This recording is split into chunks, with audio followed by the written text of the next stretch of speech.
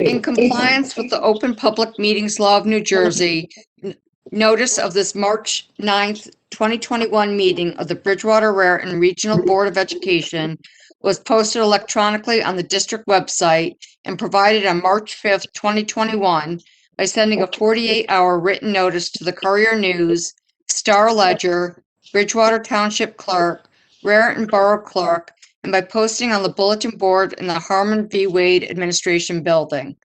As this is a virtual meeting, those unable to access the meeting via the internet are able to listen in by dialing into the conference line 1-415-655-0001. Access code 182-745-6212. Please stand for the Pledge of Allegiance. I pledge allegiance to the flag of the United States of America and to the republic for which it stands, one nation, under God, indivisible, with liberty and justice for all. Roll call, please. Mrs. Gladstone. Here. Ms. Lee. Here. Ms. Levitt. Here. Mr. Joshi has not yet joined us.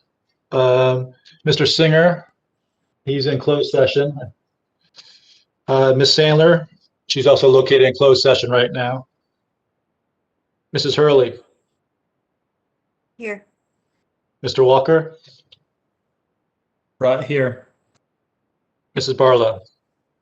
Here.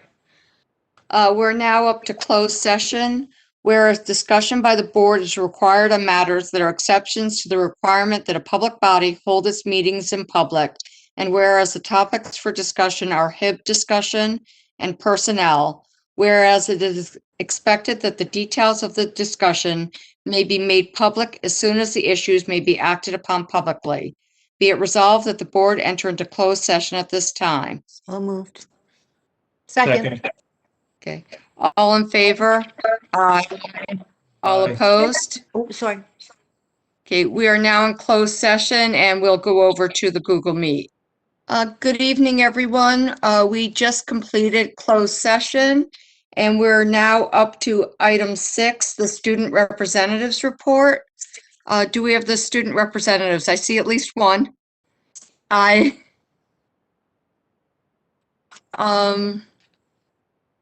It looks like we have both of you here. So if we could go ahead and get started. All right, so for our report today, we have, starting off with academics, on March 13th, the BRHS is hosting the first SAT since the last season for test takers completed. It is important to note that for any student attending, a parent or guardian must complete the BRHS Google Form questionnaire from any time between 5:30 to 7:30 a.m. Additionally, any responses sent before 5:30 a.m. on March 13th will not be counted and students will not be permitted to enter the building. Finally, students should remember to bring a photo ID to take the test. For arts, we have the BR Music Department and BRTV are organizing a concert called Classics for Charity. The profits of this concert will all be sent to teen mental health, specifically the JED Foundation, a nonprofit organization for the education of teens on mental well-being. A wide variety of classics are to be performed by a wide variety of talents. Submissions are due March 25th, sent to Ms. Chi. And for our athletics, we have the boys bowling team. They took second place at the Skyland Conference Tournament a week ago from today. And many other teams have entered and are entering competitions throughout this weekend, so the best of luck is wished to them. And for student life, congratulations to Alan Jang, Andrew Wang, Hannah Melner, Heather Thorne, Jasmine Saini, Rahul Batula, and Venkat Subramanian, who all won an award for their outstanding short stories. In the fall of 2020, young writers held a short story contest entitled Trapped, which called for a 100-word short story that was able to present various takes on the idea of being trapped. The contest was organized in conjunction with middle and high schools across the nation, and after receiving over 2,000 submissions, 7 of our very own students won, and their works will be featured in the anthology entitled SOS Sagas Trapped. The publication is scheduled for release in April 2021. The Student Council has opened up a Google Classroom for all students at BRHS to join. This Google Classroom is intended to keep every student updated on current events of the school as the second half of this year continues to pan out.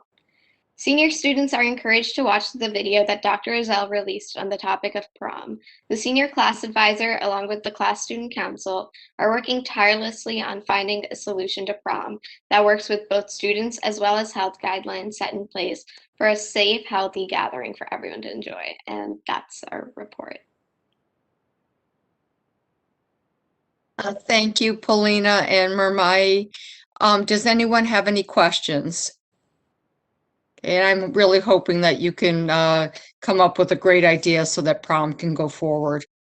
Okay, we are now up to the superintendent's report. Dr. Cara?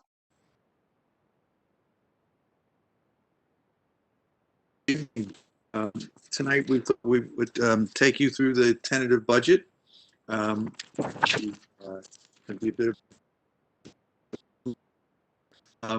Peter, could you put up the presentation, or is that Sean that has it? I will. Sean, do you have the tentative one too? The tentative. No, I got this one, Sean. Hold on.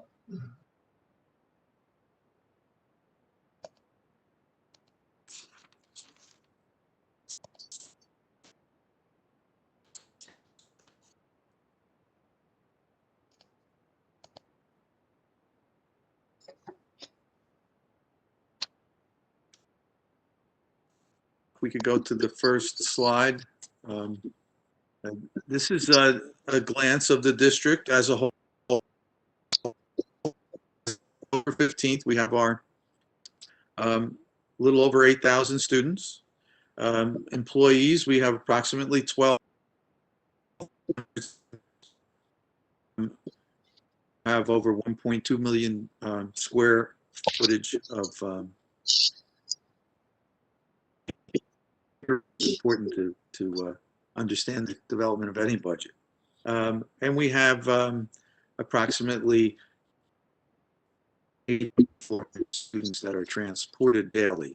And that is supporting a basic operating budget of $165 million.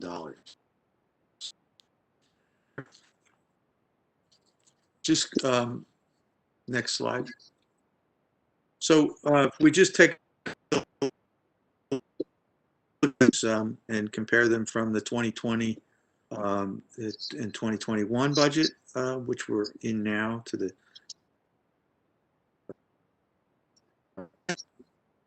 and we're developing for next year. Dr. Cara, you're breaking up some. I don't know if anyone else is experiencing that too. Yeah, me too. Yeah, I agree that we're losing a lot of the sound for Cara. Right. To go to another computer.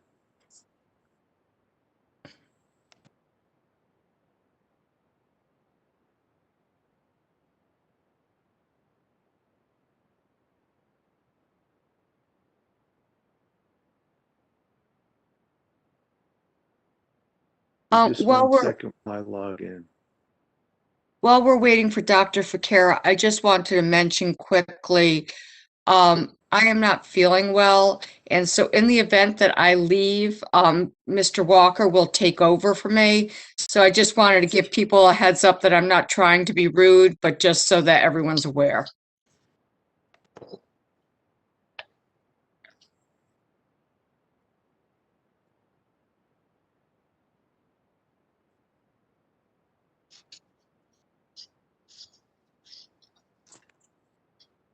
Okay,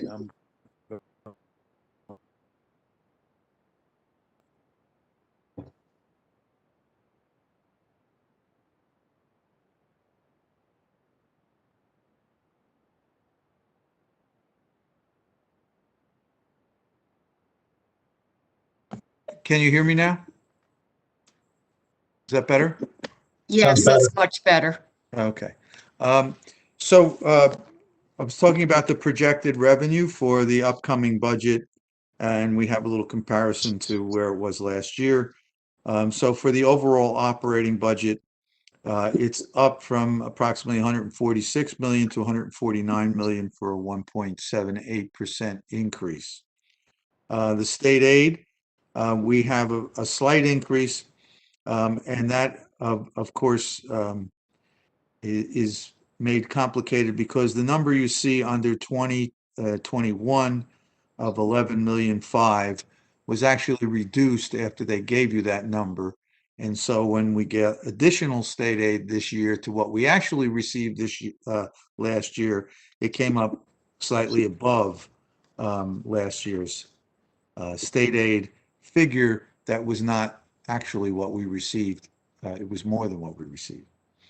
The audited fund balance is moving in the right direction. That's using revenue from the current budget to fund next year's budget. That has been moving down. That's a credit to, I understand that's been going on over the years, and it's down from 6 million to 5 million. So that's heading in a nice direction.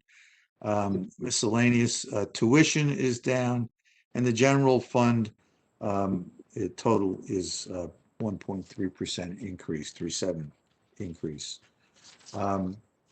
For additional other projected revenues, we have capital reserve, which is monies taken out of capital to complete projects out of capital reserve. State funds and grants, we have a negative 15%, and that's because we were always told to budget from the state 15% less than what you received the year before. And the debt service is up 0.3%. The next slide is our projected appropriations. Salaries going from 92 million to 95 million for a 2.57% increase.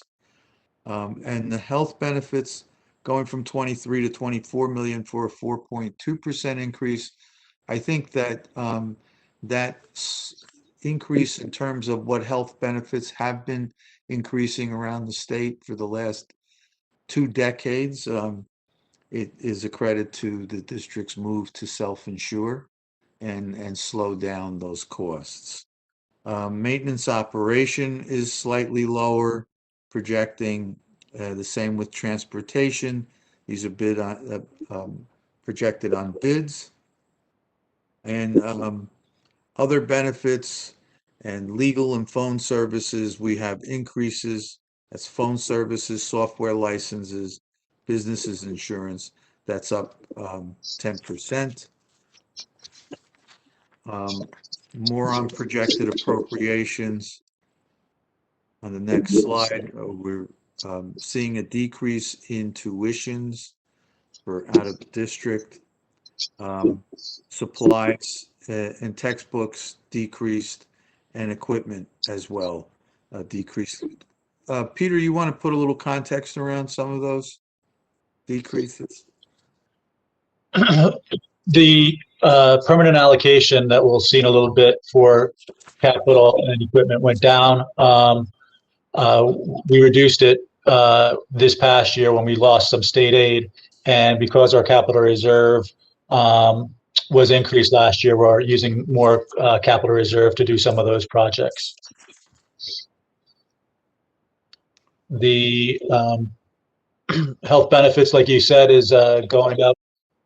That's also to some of the new staffing that we're hiring as well. So that's in there as well. So the actual percentages that we're anticipating for increase next year just for our premiums is lower than the 4.2%. So that is very good. Okay, next slide. I thought we did this.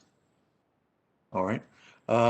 This is a pie chart of the appropriations, and I always like to put this forward just to give some context into where the money's actually going. So if you look at the 73% for instruction, And then you add in for maintenance of your buildings, that's your cleaning and your wear and tear on a daily basis. You have, 10,000 people hitting those buildings on a regular basis in a normal year. And then we have a 5.9% and 2% for our extracurricular activities. When you take all of those pieces of the pie chart and add them together, you have close to 90% of your budget. So 90% of your budget is about putting adults together with children and keeping your buildings clean. And putting the adults together with children for instructional purposes as well as extracurricular activities. Another 8% of your budget is with administration. And when we look at the administration, it's good to keep in mind that it's not merely the folks in the Wade building or the principals and vice principals at each and every school, but it also includes your phones, your postage, and your insurance. The purpose of me showing this pie chart is to put forth the impression that schools are in the business of instructing children, keeping them safe, transporting them to school. 5% of our costs, or close to 6% of our costs, is just on transportation of students alone, which is a necessity in a district that's approximately 30-something square miles, with one high school and one middle school. So I think it gives a clear picture that the money is going towards the instruction and operation of the schools, which is our raison d'etre. All of the appropriations are designed to support our instruction, our goals. And so our goals this year were to build the capacity for the delivery of instruction in a hybrid and virtual classroom. And that instruction through technology, hopefully next year we were up full bore, but we will never be leaving technology behind. And the capacity for delivering that instruction has really been increased this year by force of the pandemic. Also, our goal is to provide SEL and supports for all students, staff, and families in both the virtual and the hybrid learning environments. And also, 3, to build a district-wide culture that is accepting and appreciative of diversity, promotes equitable opportunities, reduces bias, and supports an inclusive environment. So all of what we do in terms of maintaining our instructional program is also centered around aiming at the goals that the board has given us for the year. Next slide. So one of the things that I point out here is that we're maintaining the current staffing, which means there's we're not eliminating any programs. Many districts have been faced with the elimination of language programs or other programs. We are continuing to offer a very rich and thorough core curriculum, as well as extracurricular activities, and not only activities, but also electives and enrichment and related arts. This year, we're asking for an additional staff member for a high school media specialist. My feeling on that is I highly recommend that to the board. This is a very high-performing, large high school, and the media profession specialist should be working and be the expert in researching in an academic acceptable manner. Since we have so many college-bound students, we would want them to be sure that they have a specialist right in their own high school to guide them through that endeavor. We're also asking to increase by 2 months the instruction of the tech supervisor time. This summer in particular, and every summer, when is a time where you begin to set up for the opening of school. And one of the first things I noticed this summer was that I continually was asking our tech supervisor to come in on time that she was supposed to be off, to help get us open and ready for September. So I think I'm convinced that the technology is never going away. It's going to be a part of schools. Our teachers have been thoroughly in-serviced and have immersed themselves in technology in ways that they may not have before. And we will, I'm sure, be increasing technology even while we are in full in person. We're also asking for a mental health support coordinator.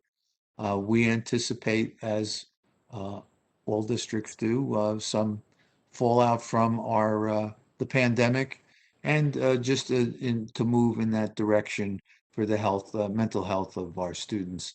We feel we want to have someone who is overseeing that in that capacity and coordinating.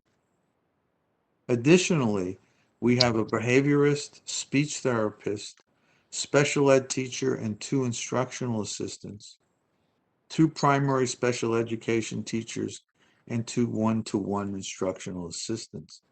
These are all tied to IEPs. So the IEPs are written. These are programs that we are required legally to carry out. And these are the individual categories, job categories that we need to do that. There's actually 1-for-1 from our assistant superintendent assures me that we actually 1-for-1 the need for these staff to be added and built it from the ground up. Permanent allocations. So the district has embarked over the last few years on permanent allocations for facilities, curriculum, and technology to make sure that the district continually moves forward, enhances its facilities, enhances its curriculum, and builds its technology to meet the needs of its students. The next slide. For the curriculum allocation, I thought that the person who built this allocation and the curriculum initiatives would be best to help describe this tonight. So I'm asking Karen to step in and take us through. So, yep. So with summer projects, so that's something that we do every summer, and it's our curriculum projects and revisions. So this summer, in addition to anything that we have to do related to the pandemic and kind of looking at our curriculum and making sure things are vertically aligned and looking at pacing and assessments, because we want to make sure that we build a nice smooth transition for students going from the hybrid schedule back into a traditional schedule. But still we have things that come from the state that we have to do. So the state actually goes through the process of reviewing standards every 5 years. And so over the next 2 summers, we have curriculum work to do to revise in certain content areas. So this summer, we're going to be revising in science, visual and performing arts, world language, career readiness, life literacy, and key skills. And then next year, we are going to have to do revision to health and physical education, social studies, computer science, and design thinking. So when we plan curriculum, which is where that summer project works comes from, some of it is that we need to do the work this summer because it needs to be aligned for this September. And then some of it is like if you're aligning an entire program, a K-12 program, what you don't want to do is everything in one summer if you can avoid it. So if it's K-12 social studies or we're looking at computer science and design thinking, we would want to break that up, do some of it this summer, do some of it next summer. And that way, not only does it make the curriculum writing aspect more manageable, but it makes the part where we actually have to support the teachers as we're implementing new programs more manageable. So we have a lot of that type of work to do. The other thing that we have to look at is the MTSS, which was, we had that program evaluation, not this year, but last spring. And so that was the idea that we were transitioning from like an INRS committee to support students over to a multi-tiered system of support. So that's been ongoing work, but we have a lot more work to do as far as planning this summer. And keep in mind, the big shift there is to be able at a building level to be able to support students, not only identify and support kids, not only academically, but socially, emotional, behavioral, which is a shift from how things were previously done. So those are our summer projects. And the money goes towards, you know, working with teachers to create this curriculum and these projects, and the supervisors who work with them. Supplies and materials. So supplies and materials is actually our largest area. And what kind of happened is, you know, we went through program evaluation in English language arts, performing arts, and MTSS last spring. Usually what we would do this year is the piloting and the purchasing of materials. If you'll recall, we bought, you know, the math materials this year. However, with everything that's been going on and attempting to support teachers to, you know, be able to do instruction, you know, in this kind of hybrid model, we are going to be doing the piloting for some of these areas next year, which means we're really going to be looking at new resources in English language arts for K-12 and performing arts. We also have additional technology, so we purchased additional technology platforms this year that we use to support instruction. So that's another area that we'll be looking at with resources. There could be an increase in what we're using testing for, because, you know, we started our first year of universal screening, but, you know, the screening tools have actually improved throughout the year. And then finally, we need to continue our work with SELs. And here where I say SEL, I'm not talking about just the social emotional support through the buildings, but actually in building a program. So that's possibly piloting classroom resources, revisiting the purchase of a universal screening.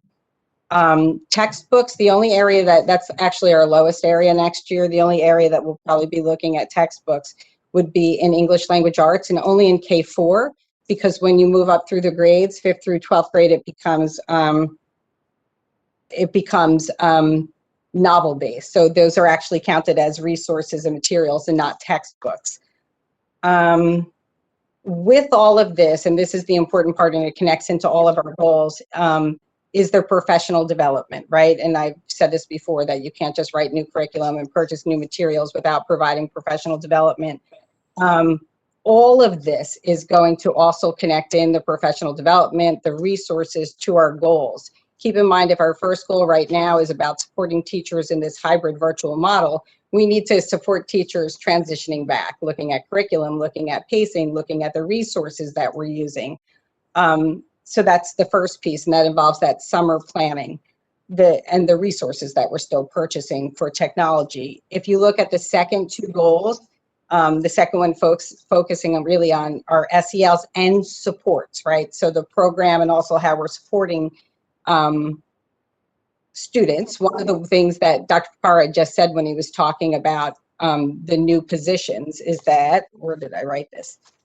The mental health support coordinator. So that's going to be important, because that's going to give us potential to liaison with outside resources or universities to be able to increase the actual people that we have to support our students.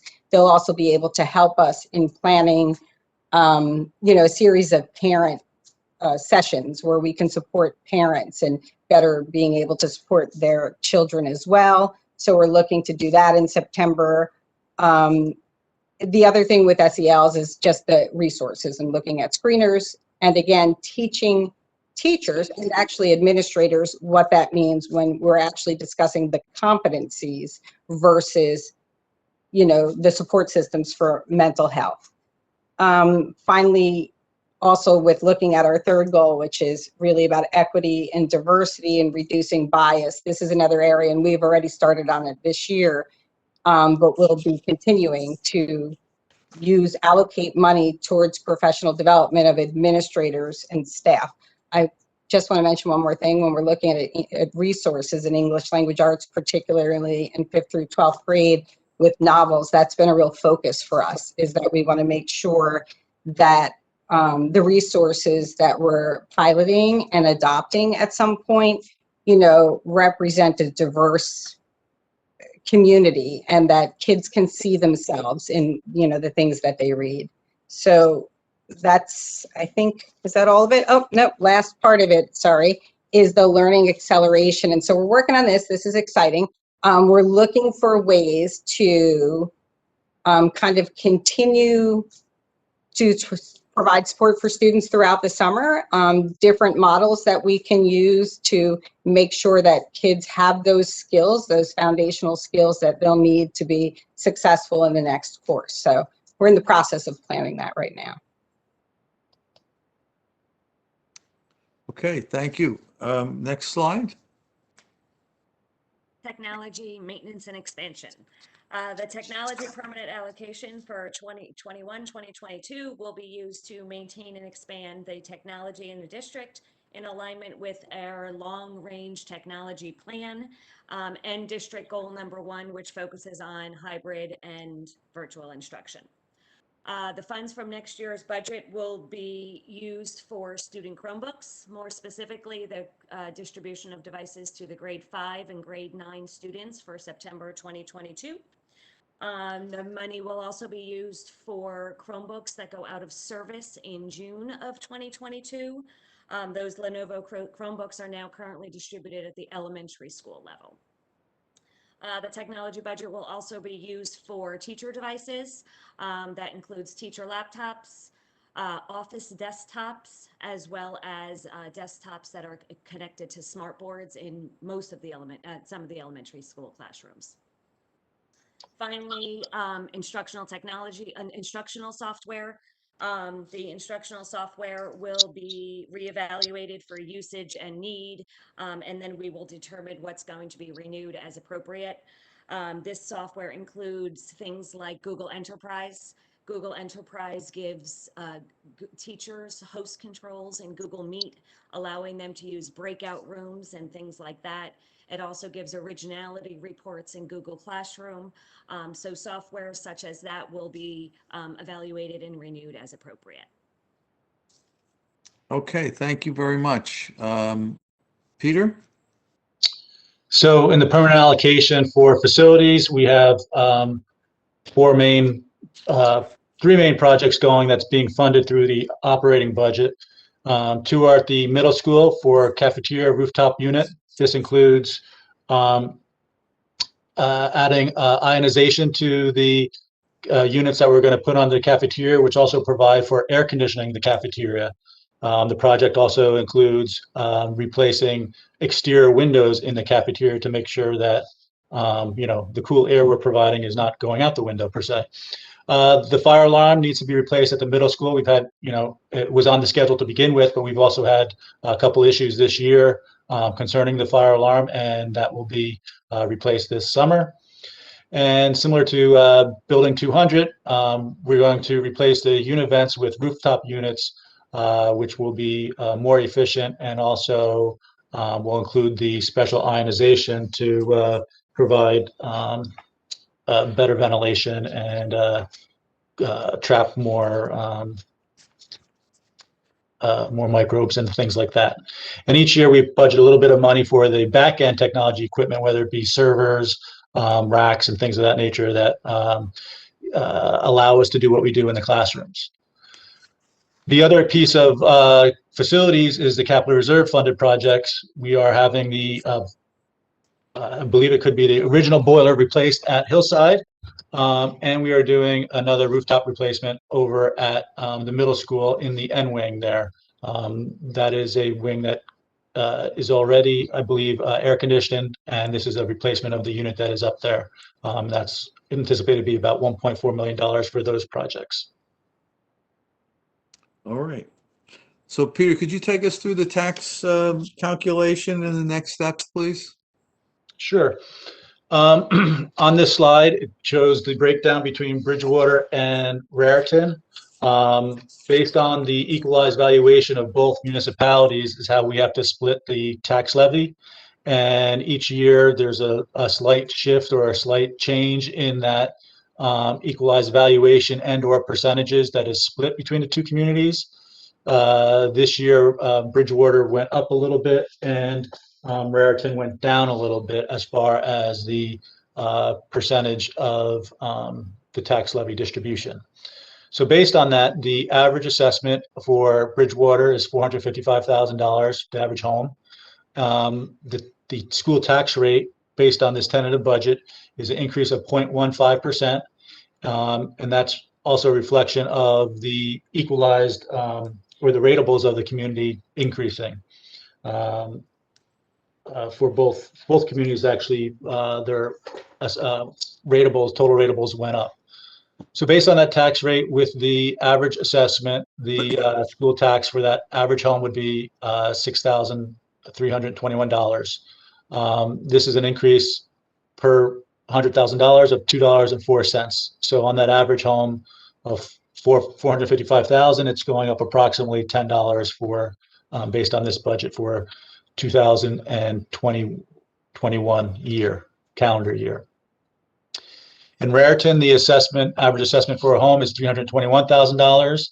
The school tax rate, based on the ratables increase in Raritan, and also the slight shift in equalized valuation, is resulting in a decrease of 5.35% for the school tax rate, down to 1.369, which equates to a school tax of $4,404 on that average assessed home.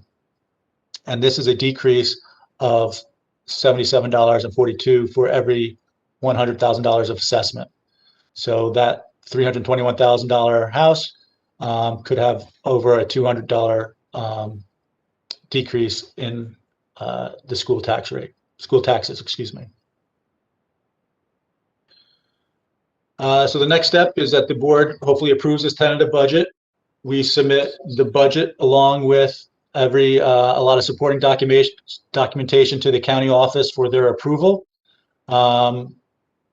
They get that approval back to us, and once we receive their approval, we will publish in the paper for the public hearing the actual required information for the public.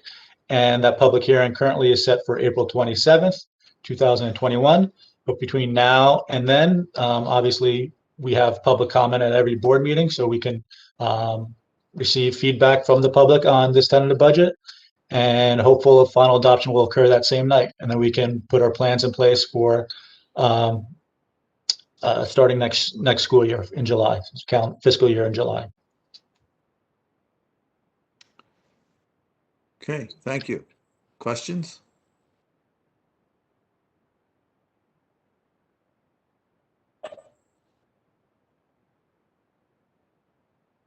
Okay. Can I jump in? Sure. Just not really a question, but I just wanted to say that it looks like a very responsible budget, and I like the detail of the presentation with Mrs. Jones, Mrs. Kotches, and Mr. Stars explaining their area in detail.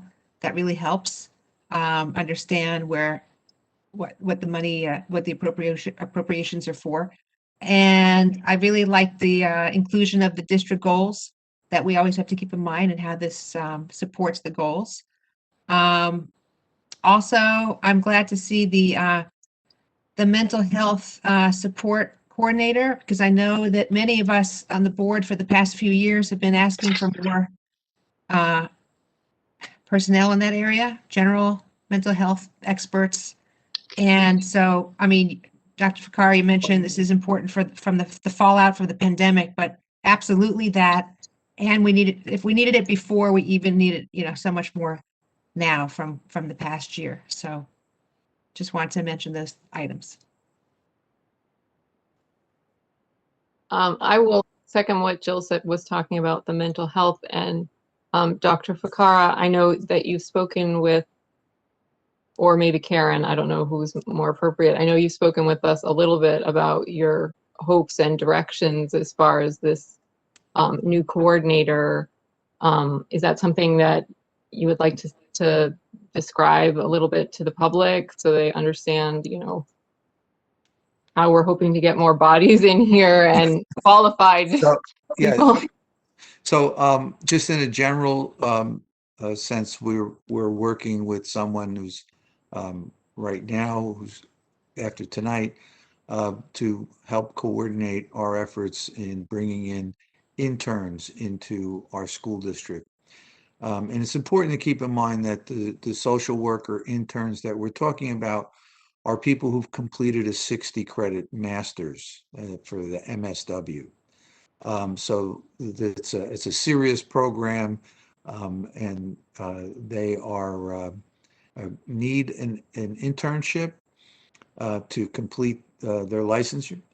And we'll be reaching out in the very near future to universities with, I think the rule of thumb is within 100 miles of us, to see if we can recreate programs that I've been a part of in other school districts where you can bring in as many as 17 to 20 interns to help assist with the mental health.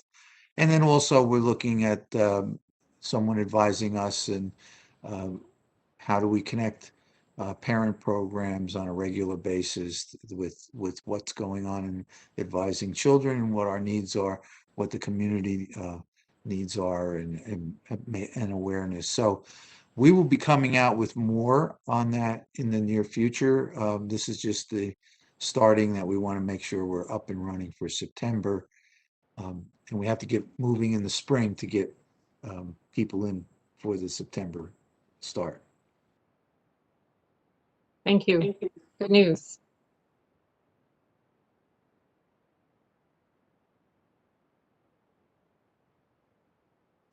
Anything else? Should we move on to the rest of the report? Mr. Ryan.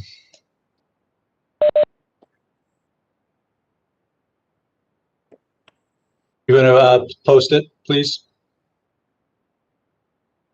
So while we're waiting for Mr. Ryan to post, one of the things that I wanted to include in my report tonight to the public was that, as you know, in past board meeting, our Board of Education has put forth a resolution and joining in other school districts for asking that our teachers be vaccinated and promoting that. Also, members of our board have reached out to the municipal government for help and assistance in trying to get our teachers vaccinated. It's a very important step towards going back to normalcy.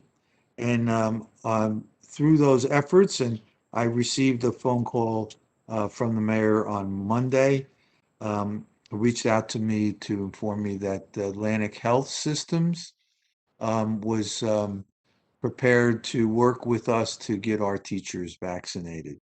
We are now in the process. We've developed today a Google form because there's some personal information that has to be transmitted that we cannot transmit without teachers' approval. So that Google form, with their permission for those who choose to be vaccinated, and I understand it's quite a few, would have to have a sign off and then provide their vital information, which we cannot provide. So in any event, I just wanted the public to realize that through the board's efforts and their collaboration with the municipal government, it looks like we are going to be on the road to getting our teachers vaccinated. So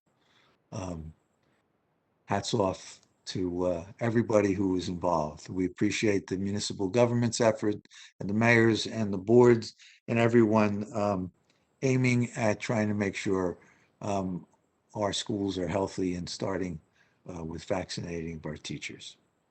So at that, I'd like to move on to just some reporting out to the public as to where we are in terms of our COVID update on process of, Sean, if you could go to the first slide, just so we get an idea of the progression As you all know, we started virtually in September.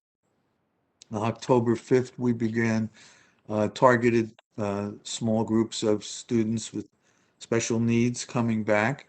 On October 12th, we were open for the general population for hybrid. And after that, as I said in past presentations, we got hit with some very devastating spikes in terms of keeping our personnel on staff. But in spite of that, we started planning in January for what we would hoped would be a gradual decrease in the number of quarantined people. That has been happening, and we have been progressing along. On February 8th, we combined the cohorts at the high school from ABC to AB in an attempt to increase in-person instruction. On October 20, February, did I say October? February 22nd and February 8th. February 22nd, the kindergarten went to 4 days of instruction. And then beginning March 1st, with in-person Wednesdays, the kindergarten is 5 days a week. And we've taken the virtual Wednesdays and converted them for K-8 into in-person days. Beginning March 8th, which was Monday, we started the expansion of in-person instruction for grades 1 to 6 for 5 days a week rotating.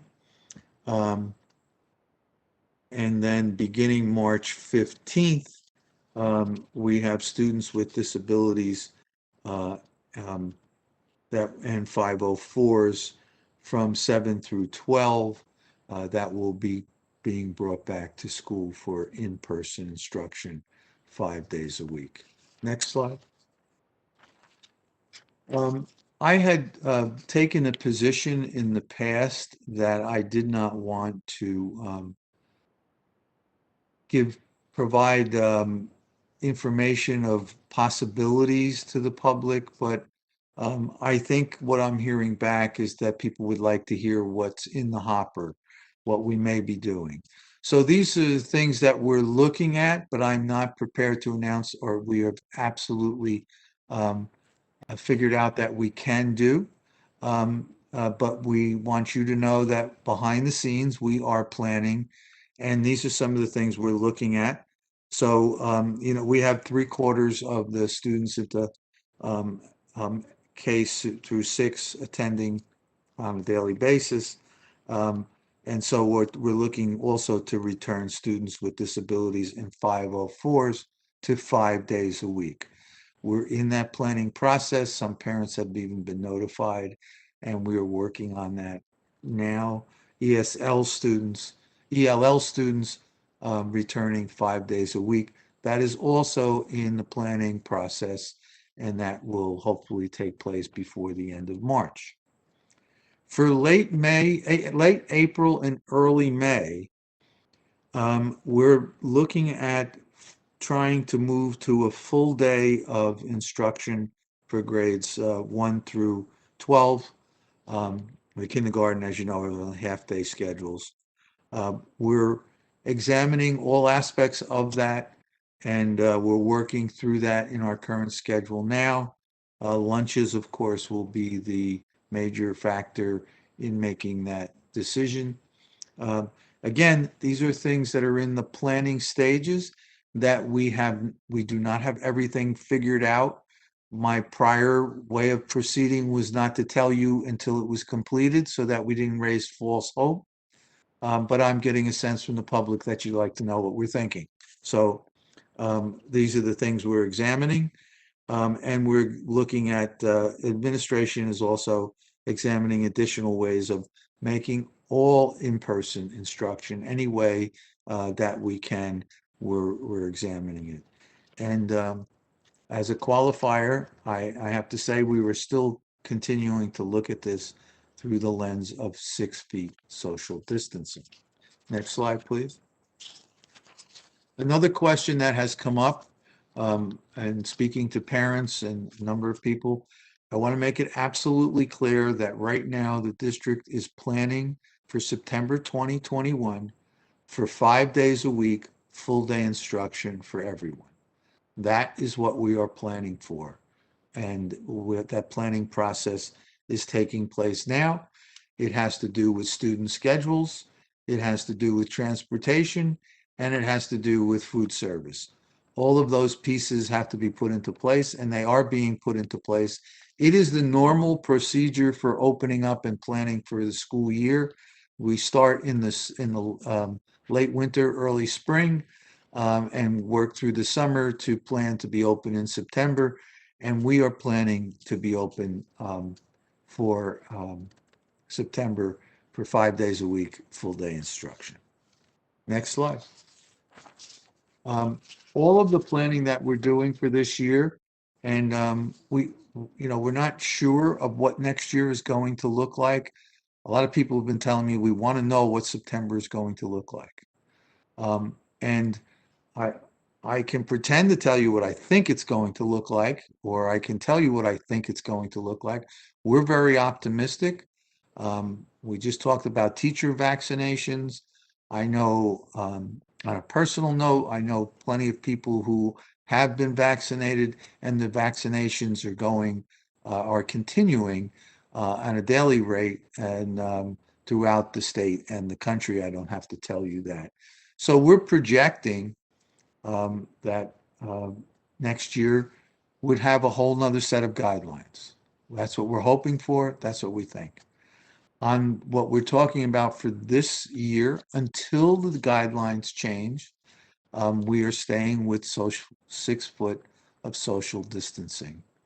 And I'll just repeat once more that the NJDOE, the Road Back Restart and Recovery Plan for Education, the New Jersey Department of Health COVID-19 public health recommendation for local schools and departments for K-12, the CDC federal guidance, as well as our local health official, all agree that we should have at least 6 foot social distancing.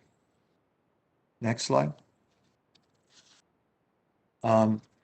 It's important to note that our local health departments play an important role in this.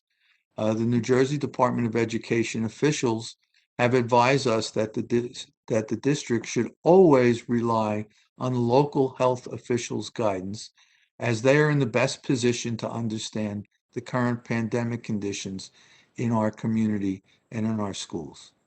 So essentially, when there is debate, when there is confusion, when there is conflict, when there is some gray areas about how to interpret the New Jersey Department of Health and the New Jersey Department of Education guidelines, we are instructed to go to our local health official, which is what we do, which is what we do on every school closing, which is what we do every time there is a case of a positive case of COVID, which is what we do every time we do contact tracing. Our administrators work closely with the health official. We lay out what we've done, we review what we've done, and we ask for our local health officials' advice on, are we doing it correctly? Is there anything we should do additional, or is there anything that we're overdoing?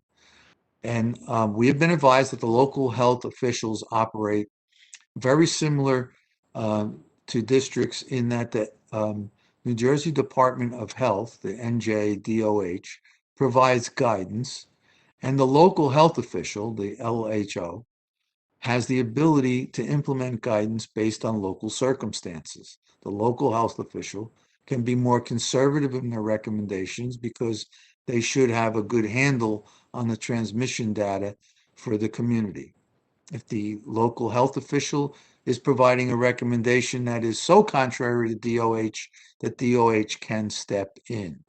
And this is similar with the Department of Ed. So this is the advice we're getting directly from the Department of Education, just trying to make sure that our public understands that there is some ambiguity in language in the guidance that we receive. And when we see any ambiguity, when we're not sure, when we wish that, when we need some clarity, we go as directed to our local health department official. So I just, we wanted to make sure that the public was clear that A, we are continuing to plan, and as we say, as I've said each time, I do not believe that hybrid or virtual instruction is a substitute for in-person instruction. We want to get in-person instruction. We need to do that according to the guidelines that we are given and the health official advice that that follows it. And we have shown a steady progression of trying to bring back more and more students as the number of positive cases decrease. Why have we been gradually bringing more and more students back? We've been gradually phasing in more and more students as we've been as we have been watching our numbers, and that we are sure that we have the staff to support them. As I said in past presentations, there have been many times when we weren't sure we were going to have the capacity to open the school because we had so many staff members quarantined, whether it was custodians, bus drivers, teachers, teacher aides, food service people. Everyone was affected by this pandemic, and we have to have the staff before we invite the children in. And when we were barely hanging on in January and December, it was not the time to start bringing additional children back. And now that we're seeing a light at the end of the tunnel, we are moving forward and bringing more children back, and want the public to be assured that our goal is to bring all the children back. And we are planning once again for 5 days a week, full instruction, full time for September. Any questions on that? I have one more item that I wanted to put forth tonight and inform the public. I have had discussions with the board, and I recently recommended that the board begin its search for a permanent superintendent. I think the time is now. The vaccine is beginning to be distributed, and it's beginning to go into high gear. The future looks bright. I think the vaccine will have a positive effect, and we'll be able to bring more and more in-person instruction. I see us being fully open in September, and I think it would be a good time for a new superintendent to begin on an uptick with positive news for parents and students that schools are opening. And the role of an interim is to go through some of the rough times while we prepare the way for someone who can hopefully be here for a decade or more, as I believe this district should be able to attract someone to stay that long. And I think if we get started, and that can happen sooner rather than later. And that's my report. Thank you very much, Dr. Ficara. Did anyone have any other questions for him? Okay. I just want to say we are very sad to hear of Dr. Ficara's departure at the end of his one-year contract. While we were hoping that Dr. Ficara could stay longer, the board totally understands, and in that this is a good time to transition. And we want to wish him the very best in his second retirement, and being able to do some good things, enjoyable things. His leadership will be greatly missed. It is difficult to believe he has only been with us for a little over 8 months. The journey he has taken us on to maneuver our way through the pandemic has been phenomenal.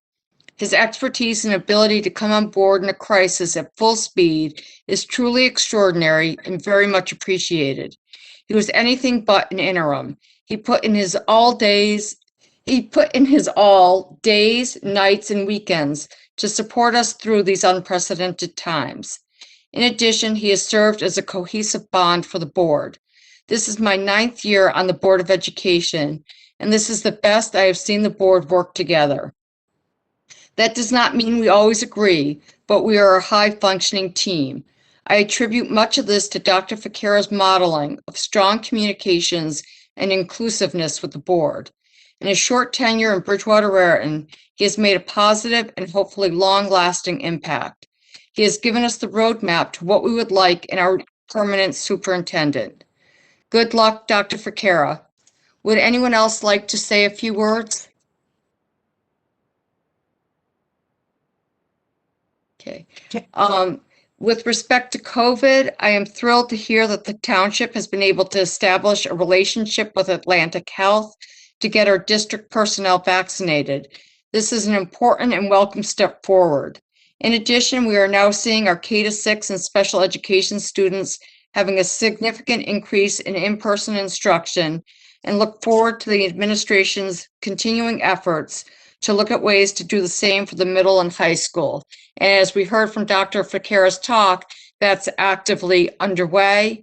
I also want to second and third, I guess, what Jessica and Jill brought up with the budget with mental health. That's a personal area of great interest to me, so I was thrilled to hear that. And that is it for my president's report. Please continue to stay safe and healthy. Mr. Walker, Vice President's report. Yes, Jackie, give me a moment. Yeah, we're going through the March items on our board calendar for March. So we have the report on board goals. I think that is coming next meeting. I'm excited to hear that. We have the approval of the building climate survey instrument. Presentation of the school performance reports and action plans. Progress reports on strategic goals and action plans.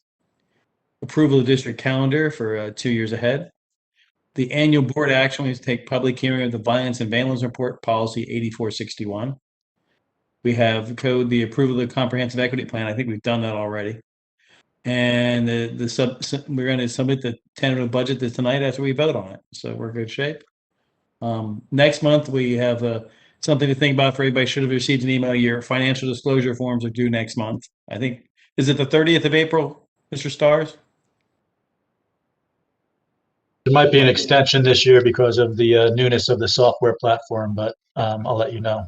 Oh, it's new software. I haven't done it yet, so it's new software. Yes. Have you tried it yet? Have you tried it out for us? Yes, you have to download it and then upload it. But okay, great. Thank you. That's tomorrow morning's project. And financial disclosure forms. Earliest budget hearing is April 24th. Peter, just checking on that. Yeah, we're scheduled for the 27th. 27th, okay. And the board secretary evaluation in April.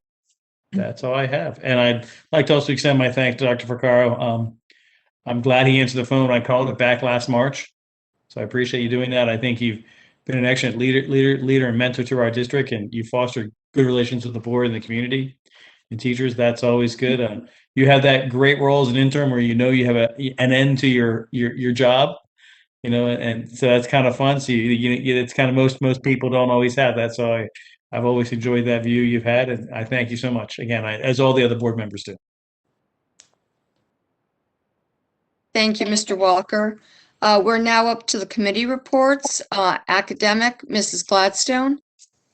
Yes, our next meeting is, there's a little typo, actually, we just changed the meeting. It was originally on the 17th, next Wednesday, but we changed it to next Thursday, March 18th at 6:30 p.m. Thank you. Next, we've got community relations, and our next meeting is on March 11th.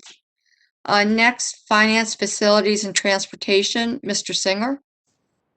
Yes, the committee met on March 1st at 5 p.m. In attendance was myself, Mr. Walker, Ms. Lee, Ms. Sandler, Mr. Stars, Dr. Ficarra, and Mr. Lumsky.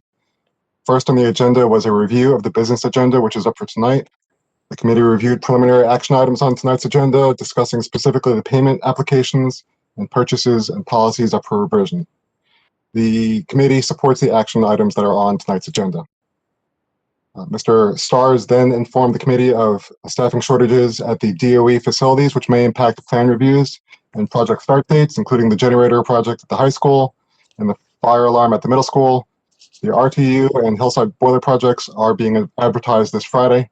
The generator approval is on for tonight.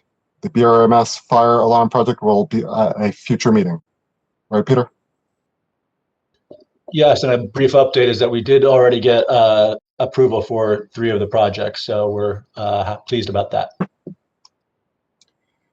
Next on the agenda, the committee was informed of the status of the hazardous busing agreements for both Raritan and Bridgewater. The Raritan agreement has been approved by the township, and that is on the agenda for tonight while we are awaiting the approval of the Bridgewater agreement. The committee was then informed of the updates to the AI phones or air phones, the entryway door buzz system, which will be installed at the high school and the Wade administration. Discussion took place regarding the utility of the AI phones in the other school buildings, which remain satisfactory. These AI phones will not appear on the agenda as the total cost does not meet the financial threshold. So there is no recommendation from the committee at this time. The committee then was advised that the annual Somerset County Ed Services Commission non-public agreements will be placed on the March 23rd agenda. So there is no recommendation from the committee at this time. We then discussed the architect recommendation.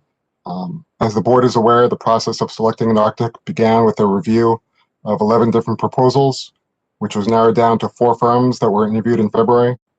At the committee meeting on March 1st, the committee discussed the 3 finalists for architect of record.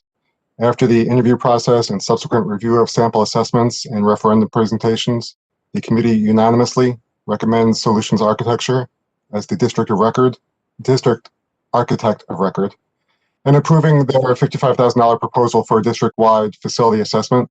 Additional detail was included in the weekly brief. After the FFT meeting, I reached out to a couple clients of the recommended architect and spoke with one of them who spoke very highly of Solutions Architecture. The following afternoon, Mr. Stars, Mrs. Barlow, and I spoke with representatives of Solutions Architecture on Friday to inform them of the committee's recommendation. The resolution recommending the appointment of Solutions Architecture is on tonight's agenda. I'm going to stop here if anyone has any questions on that. Seeing none, I'm going to move on. The committee then reviewed and discussed the additional state aid that will be received by the district and recommendations for the use of that aid from the administration. The additional state aid is going to be used as discussed by Dr. Cara and Mr. Stars this evening, including for the hiring of a health support coordinator and the lowering of the tax levy to 1.78%. Tentative budget information has been shared with the board, and the resolution is on for tonight's agenda. Policies, the committee then discussed policies up for review this evening. Policy and Regulation 7430 regarding school safety is covered elsewhere in separate policies and thus has been recommended for deletion. Policy 6360 regarding political contributions has been revised to clarify the definition of business entities. Policy 8330 regarding student records has been revised to address the requesting of student records by students who are minors and to bring military recruiters' ability to access records into accord with educational and occupational recruiters. Finally, Policy and Regulation 7425 regarding lead testing of water has been updated, which requires testing on a triennial basis. Those are all up for a first reading tonight. Other matters, the committee was made aware of requests for use of outdoor facilities over the summer, which will be allowed subject to the provision of a COVID plan. We discussed changes to the BR Cares fees going into effect this month due to the expansion of grades 1 through 6 in-person days. We briefly discussed the updated guidance from the CDC on ventilation update, as well as an idea that was raised regarding expanding middle school and high school schedules, SRO payment and usage, Chromebook insurance, the expansion of the BYOD device, and high school turf usage. There are no recommendations at this time. At that time, Mr. Walker left and the committee discussed the Somerset County Ed Services Transportation billing disagreement and reviewed proposals from both Somerset County Ed Services Commission and district as to how to address this issue. The administration is going to meet with ESC reps to clarify, or met with actually ESC reps, I think, to clarify the calculations and their requests. An additional FFT meeting is going to be held to further discuss this issue in light of the Somerset County Ed Services response. We adjourned at 7:50 p.m. Our next meeting is on the 11th, right, Peter, for Somerset County Ed Services? You're muted.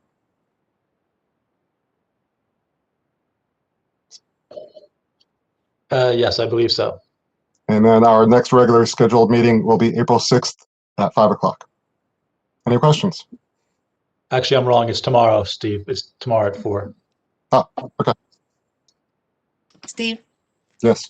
I just want to say, I thought from the material that the board got on the FFT committees, the process and looking at the architecture firms was really well done. And I know that you guys had an extra meeting to interview all the firms and got all the information you wanted and did a very thorough job. So I wanted to say hats off to the FFT committee. Also, you mentioned the ventilation. It was a couple, not the last thing you talked about in your report, but maybe 2 items before that, you discussed it. So what does that mean? Are we still going to have a kind of like a ventilation audit type of thing throughout the district? Is that the plan with the new That'll architect? be, and correct me if I'm wrong, Peter or Tom, I think that'll be part of the full assessment that's being done. Yes. Yeah, the ventilation equipment is going to be evaluated, yes. Okay.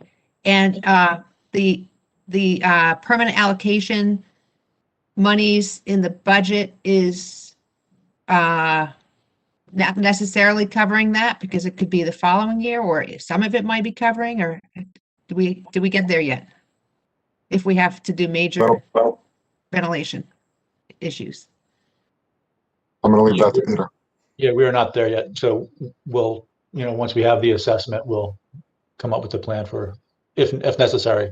In regards to the CDC, in regards to the updated CDC guidance, we were already basically compliant with that. So. Okay, thank you. Any other questions for Mr. Singer? We're now up to personnel with Mrs. Hurley, but I think Mr. Fonder is going to cover us here. Yes, so on behalf of Mrs. Hurley, I'm doing the Personnel Committee report.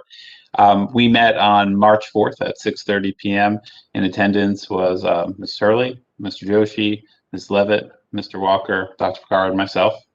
And the first thing we talked about was the personnel addendum with a special kind of focus on the athletics, which is a large part of the personnel addendum. So we reviewed it in general, and then with the athletics, the first part of it that you'll see is the winter athletics. And what we've been doing this year that's a little bit different from previous years is approving the coaches 1 month at a time throughout the season. And then when you see that it says winter 2020-21, that's that the season's coming to a close. And for all of those coaches, the season either has recently ended or will be in the near future. And that's the kind of final time that they'll appear on the board personnel addendum. For the spring, those are just starting. And so those coaches are starting for all of the sports. They start off with a virtual period, and then either at the end of March or early April is when the in-person practices and competitions begin. Any questions about that? All right, next we talked about RICE notices. There's a general RICE notification that goes out to all staff members, so all the district employees would know this well. It comes out on Fridays, and it has the personnel addendum and the agenda for the board meeting. And although it's a general RICE notification, we still do notifications to specific employees if they're going to be discussed by the board in closed session. So one that I think people are fairly aware of was the last meeting. All the non-tenured administrators were part of the closed session discussion, including myself. And so all of those people received this personal specific RICE notice letting them know that. So we talked a little bit about the difference between the general RICE notification and then the specific one that we send out. Any questions about that?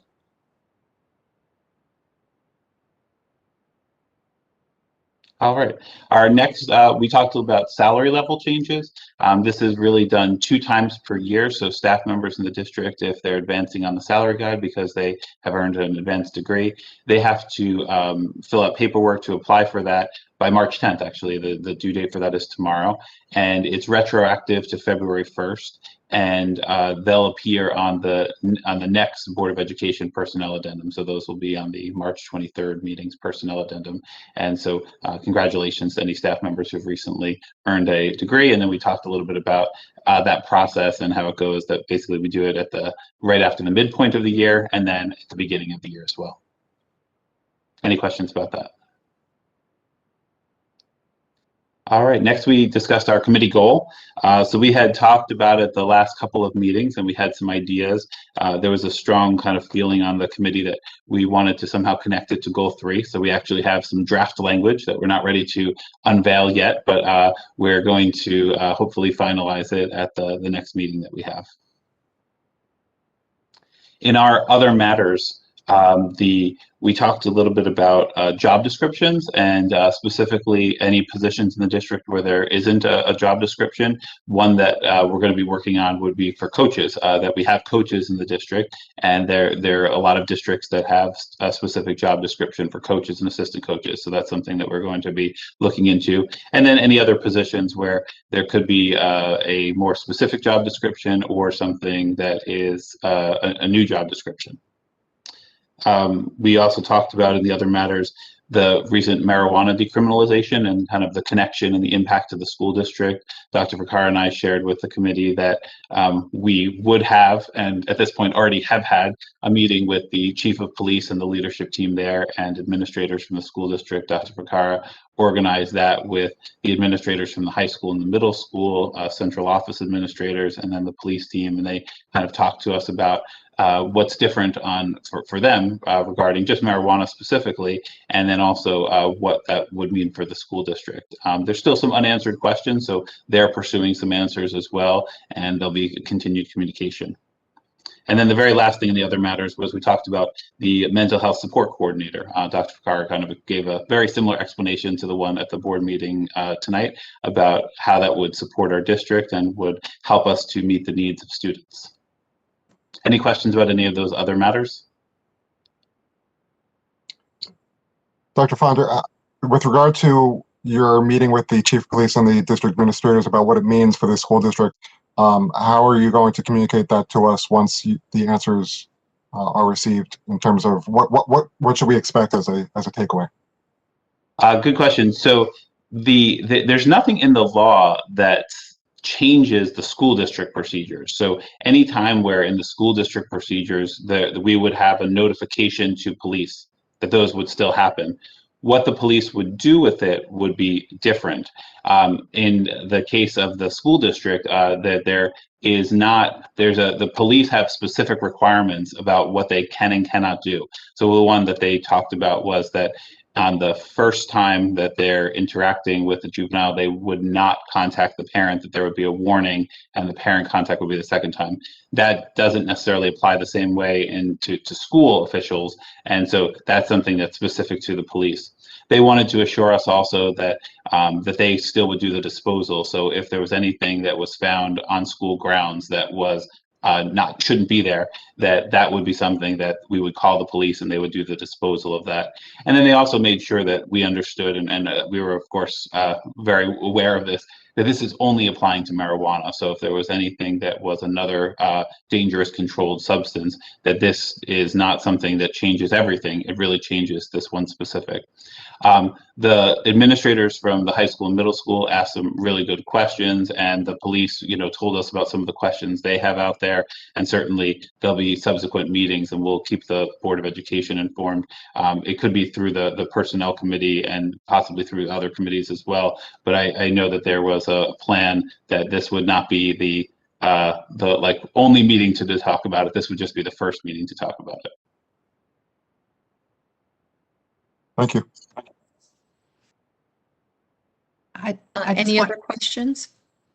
Jill? Just to jump back on top of Steve's question, I don't know if you guys saw the news the past couple days. There's some both bipartisan legislation being drawn up to maybe address that first warning part of the bill that you probably that was probably discussed. Do you know what I'm talking about? Maybe. Yes. So So like Dr. Cara had some wise words about how sometimes like something comes out and then there's a, you have to kind of figure out what parts of it don't work, because there's clearly a spirit of the law, which is done really well. One of the concerns that the police share that I don't think they would mind me sharing is that there isn't a statewide system for the warnings. So therefore, if someone got a warning at the shore, or even in Somerville, or a neighboring town, that there wouldn't necessarily be a way for them to know that there had already been the first warning. So those are things that I think the police are talking about through their channels, and I think that there's legislators involved in trying to make sure that this accomplishes what its intention was without having negative consequences as a result. So one of the things that, so as I understand it, it's a new bill, and there are, from law enforcement's perspective, they see a couple of things that'll they think need to be changed. That seems to be statewide, and there seems to be a sense that there will be some tweaks. However, though, their primary purpose in meeting with us was to inform us that what they usually do as police officers was going to change, and that they wanted us to understand why they were going to change, that it wasn't that they were not interested or not involved. But from our end, the warning to parents, nothing's going to change as far as we could see on our end.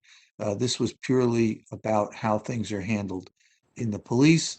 If there's some substance on our end that's found on a student, or we believe a student is under a substance, we have immediate parental contact, and all our policies requiring us to have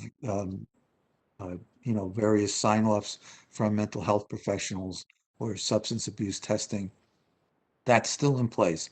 It's just about the interaction between the student and police that's been changed in the bill. Thanks. That's great. Thank you, Dr. Cara. And yes, that was the main reason that the police wanted to have the meeting, was not to tell us the answers to every question, because there's still some things that they're trying to figure out, but to make sure that we understood that if the police reacted differently when there was any reporting, it wasn't because of anything other than trying to follow the law and make sure that the officers are following the law. Any other questions? All right, the last thing is just that meeting adjourned at 8:10 p.m. and our next meeting is scheduled for April 19th at 6:30 p.m. Thank you, Dr. Fonder. Next, we're up to the liaison and delegate reports. Jackie? Yes. As Dr. Ficara mentioned, over the past 2 weeks, I've had continued discussions with Councilman Kirsch regarding steps that the township can take to assist in getting the district staff vaccinated. In addition, I've reached out to RWJ, Atlantic Health, and Hunterdon Healthcare in the hopes of securing some support for vaccinating our staff. I'm happy to see that the Bridgewater administration is going to run with this, and hope that our combined efforts will result in successfully getting our district staff vaccinated quickly. Thanks.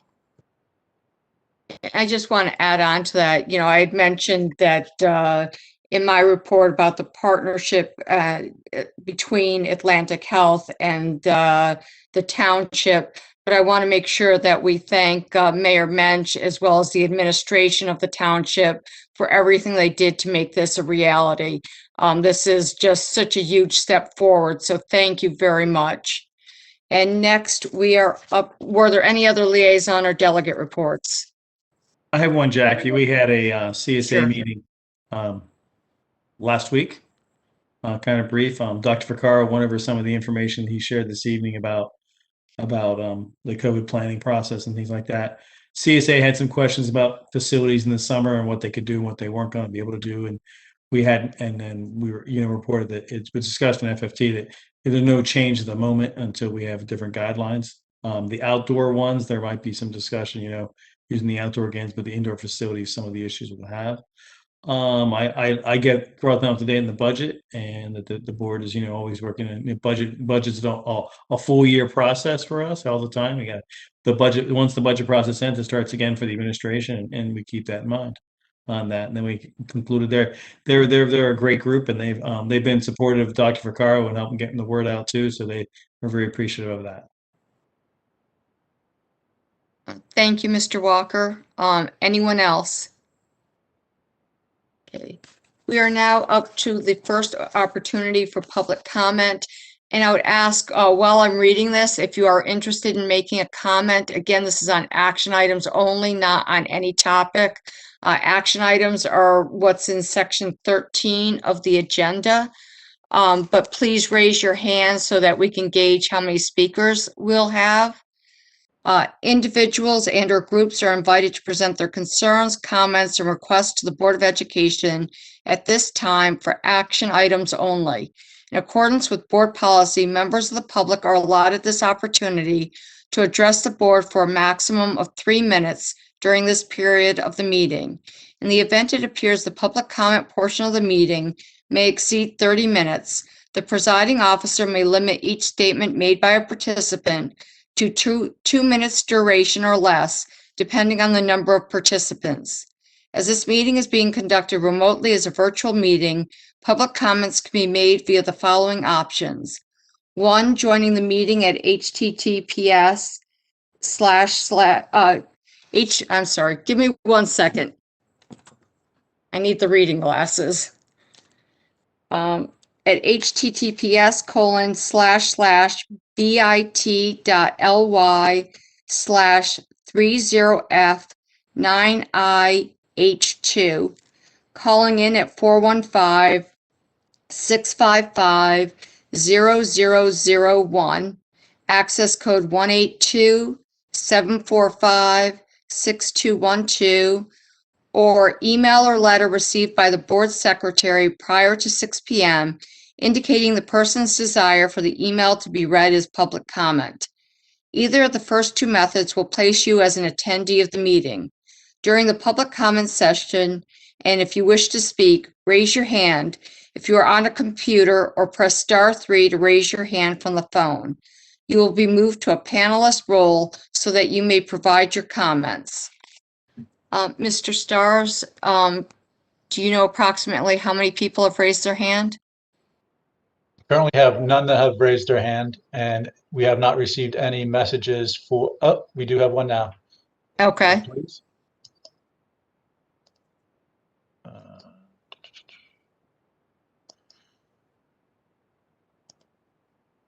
Mr. Levin?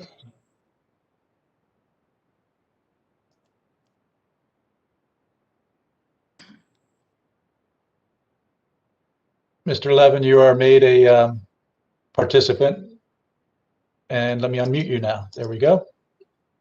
You should be there, Mr. Levin. Oh. Mr. Levin? Can you hear me? Now we can, yes.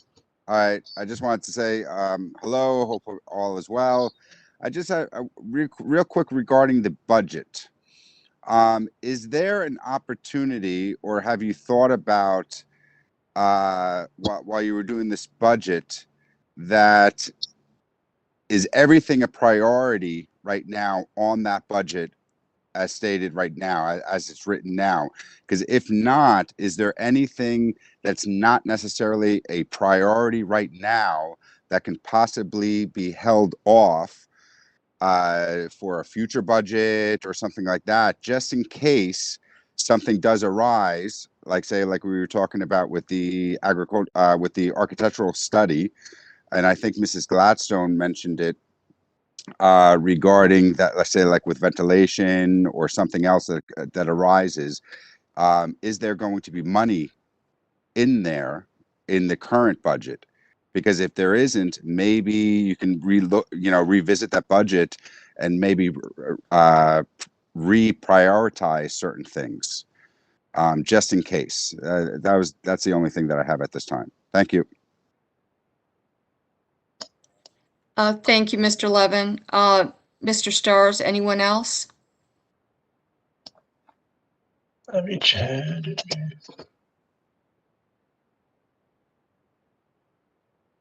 I do not see anybody else with their hand raised. Okay, thank you. We'll close the first opportunity for public comment. We're now up to item 12, approval of minutes for the regular and closed session on February 23rd. Is there a motion? So moved. Second. Okay. Any discussion?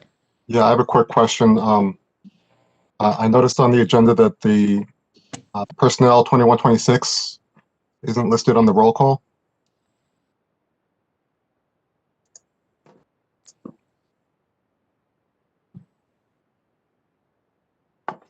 Mr. Stars, are you able to address that or? I need to call up the minutes. Hold on. Okay. I apologize. I meant to email it earlier and I just emailed it to you.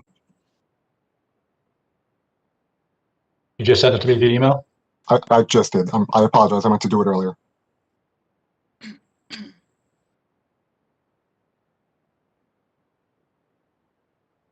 So do you want to come back to the minutes while I research this? Sure. So next we're up to personnel 21-28. And actually, okay. Is there a motion? So moved. Second. Okay. Any discussion? Okay. Mr. Stars, are you able to do the roll call or do you want me to Sure. try to do it? I can do that. Okay. Mrs. Gladstone, Yes. Ms. Lee, Yes. Ms. Levitt, Yes. Mr. Joshi, Yes. Mr. Singer, Yes. Ms. Sandler, Abstain. Mr. Walker, Yes. Mrs. Barlow. Yes, motion carries. Next, we're up to curriculum 21-16 and 21-17. Is there a motion? So moved. Second. Any discussion? I guess in roll- textbooks, is there an I'm sorry? online version of these textbooks? Yeah, I believe Yes. it was included. Yeah, yes. From the academic committee meeting, we had the information that one of the best things about those textbooks was that they had the online materials and licensees. Any other questions? Mr. Walker, did I hear you? I said thank you for that answer the question. Okay. Okay, Didn't roll get call, myself please. unmuted. Sorry, Barry. But yes, that was correct. They are online for 6 years and they have the textbooks as well. Okay, roll call. Mrs. Gladstone, Yes. Ms. Lee, Yes. Ms. Levitt, Yes. Mr. Joshi, Yes. Mr. Singer, Yes. Ms. Sandler, Yes. Mr. Walker, Yes. Mrs. Barlow. Yes, motion carries.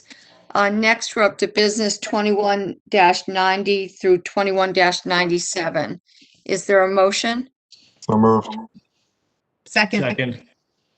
Any discussion? Okay, before we do the roll call, I just want to say thank you to the number of gifts that we got. Industrial technology equipment, books, 3D printer, classroom supplies and materials, and last but not least, the rubber chickens, which my understanding is to help teach the recorder. So thank you very much to all for those gifts. Roll call, please. Mrs. Gladstone, Yes. Ms. Lee, Yes. Ms. Levitt, Yes. Mr. Joshi, Yes. Mr. Singer, Yes. Ms. Sandler, Yes. Mr. Walker, Yes. Ms. Barlow. Yes. Motion carries. And we are now up to special services, 21-30 through 21-32. Is there a motion? So moved. So moved. Second. Any discussion? Okay, roll call, please. Mrs. Gladstone, Yes. Ms. Lee, Yes. Ms. Levitt, Yes. Mr. Joshi, Yes. Mr. Singer, Yes. Ms. Sandler, Yes. Mr. Walker, Yes. Mrs. Barlow. Yes, motion carries. We're now up to other 21-36 through 21-37. And for this, any discussion would need to be held in closed session. And we are going to hold off on 21-37. We will be going into closed session at the end of this meeting and coming back to discuss vote on it after the closed session. So it will, I'm sorry. So we're just doing other 21-36 at this time. Is there a motion? So moved. Second. Okay. If anyone has discussion, we'll do it outside of in closed session. Okay. Hearing none, roll call, please. Mrs. Gladstone, Yes. Ms. Lee, Yes. Ms. Levitt, Yes. Mr. Joshi, Yes. Mr. Singer, Yes. Ms. Sandler, Yes. Mr. Walker, Yes. Ms. Barlow. Yes, motion carries. Next, we're up to policy 21-29 through 21-34. Is there a motion? So moved. Second. Any discussion?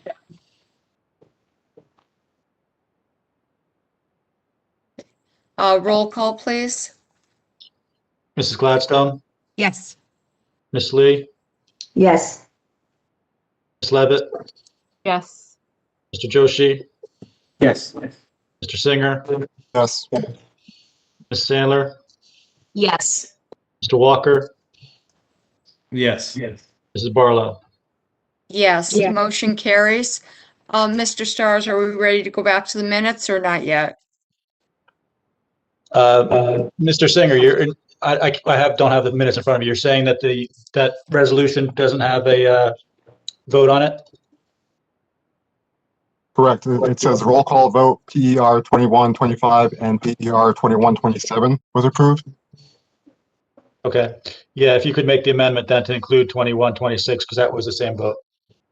All right, I move to accept the minutes with the amendment to include PER 2126 as approved under the minutes. I second that motion. Second. Any discussion? Roll call, please. Mrs. Gladstone, Yes. Ms. Lee, Yes. Ms. Levitt, Yes. Mr. Joshi, Yes. Mr. Singer, Yes. Ms. Sandler, Yes. Mr. Walker, Yes. Mrs. Barlow. Yes, motion carries. We're now up to the second opportunity for public I'm sorry. Excuse me, but that was for the amendment. Can you Yes. approve all the minutes? Yes. Okay. So again, voting on the approval for the minutes from February 23rd, both regular and closed. Roll call, please.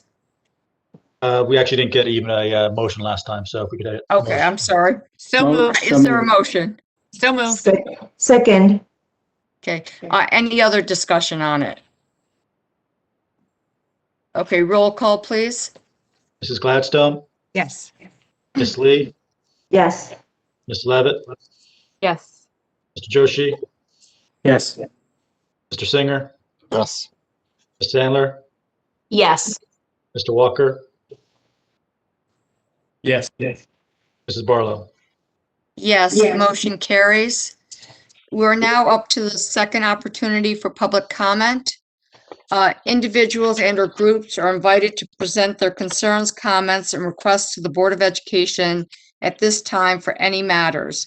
In accordance with board policy, members of the public are allotted this opportunity to address the board for a maximum of 3 minutes during this period of the meeting. In the event it appears the public comment portion of the meeting may exceed 30 minutes, the presiding officer may limit each statement made by a participant to 2 minutes duration or less, depending on the number of participants.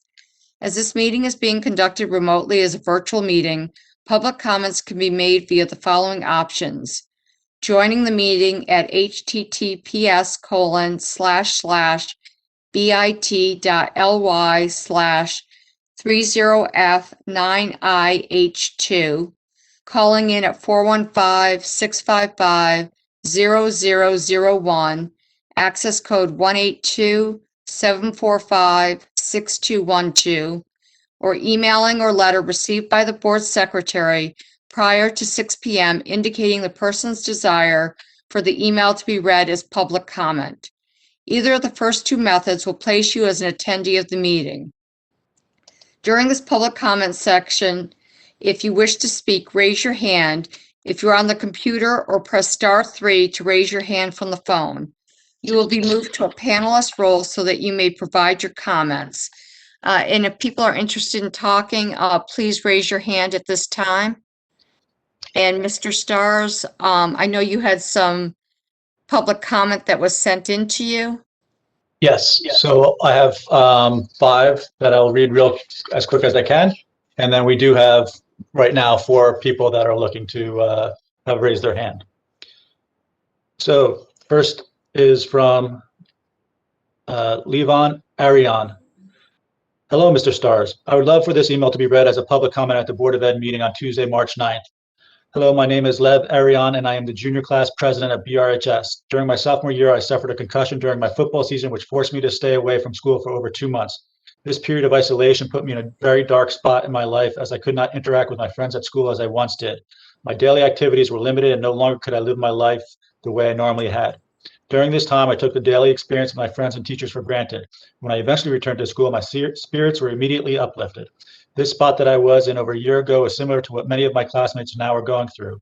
Students that have been learning virtually for months need to have the opportunity to go back to school 5 days a week. The hybrid schedule that is now in place does not offer anywhere near the in-person time that many students need academically, and it prevents students from having the interaction with other classmates they need for both socialization and learning. Other districts are finding ways to allow students to return to school 5 days a week, and on behalf of my classmates, we are asking that you seek these same solutions. Every year, our teachers challenge us to think critically, solve problems, and be leaders. We only ask the same of you now. We have been learning at home for over a year now, and it is time for us to be able to safely see our friends and learn together in school. Please take this into consideration. Thank you. Next is from Samuel Fromberg.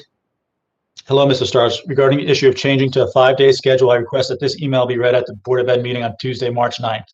I am Sammy Fromberg, Vice President of the junior class. I arrive at school in cohort B, and immediately there are a few things that jump out at me. One is that I'm oftentimes the only student with 11 other empty desks, all placed safely 6 feet apart. The other is a disconnect between me, the teacher, and the students at home. Of course, school is not what it used to be. Students have grown complacent with the optional in-person attendance, leading to a lack of responsibility, integrity, and as previously mentioned, a disconnect in education. Prolonging the current situation will only provide hardship as we try to begin again next year. Students will continue with their complacency. In a normal-sized classroom, somewhere from 10 to 12 students can fit safely distanced. In my experience, there are currently around 4 students in a class, evenly split between 2 cohorts. Combining them and returning to a 5-day schedule still leaves room for the students who can come back to come back. Although some classrooms may not have the extra space I have experienced, it has been a year since being sent home, and now is the time for problem solving. There are spare classrooms not in use, and there can still be the option for those with risks to stay home and leave more space. Our neighboring districts have found ways to open safely and without trouble, and it's time we must follow suit. In order to minimize the aforementioned complacency and provide a sense of normalcy in times where there is no normal, we should strongly consider returning to a 5-day schedule to improve the overall well-being of the students, considering we can find the capacity to safely do so. Thank you for your time, Sammy Fromberg. Next is from Jean Harley Frick, Board of Ed comment for 3/9/21. 1, the New York Times reported on Monday, March 8th, that New York City Mayor Bill de Blasio stated, "We are bringing our schools back fully in September, period," in a news conference. If the nation's largest school district can state its intent to open fully in September, why can't Bridgewater-Raritan? 2, what specific criteria or condition is the Board of Ed and Superintendent waiting for before declaring the intent to open full time? Is it the CDC, New Jersey Department of Ed, the BRRA Teachers Union? Is the district currently planning for reopening schools in September, assuming those conditions will be met?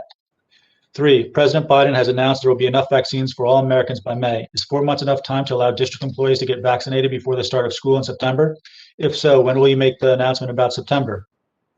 4, what is the plan for the 4th marking period for this year? Will you allow everyone who has virtual just switch to hybrid, thus creating more pods and taking away teacher face-to-face time from kids who have been hybrid since October 12th, 2020? Bridgewater-Raritan has an opportunity to leverage their size and ask officials for more guidance on the classroom setup as well as vaccine distribution. Other schools in New Jersey have found a way, and Bridgewater-Raritan should too. Thank you, Jean Frick. Next, Board of Ed public comment, BRHA Senior Aaron Santos. Have you forgotten about us, or are we already history to your planning board? We are kids. We are BRRSD students. We are seniors whom have missed SATs, for some that with a scholarship to attend college, or for some a personal goal academically. We have missed clubs, ones we eagerly joined as freshmen to be involved in our school community and make a change. These clubs have fizzled to nothing. We have missed sports. We have missed a recruiting opportunity to advance at the college level. We have missed the team bond and the mental support it provides. We have missed many school-wide events from pep rally to the last 6 months of our senior year. Maybe 6 to 12 months doesn't seem long or won't have an impact on us. But have you asked, how are we doing? Sent a survey, hosted a Google Meet? Exactly so, where are we in the planning? We have taken the back seat and we deserve our voices to be heard. We deserve to be part of the BRRSD planning forward.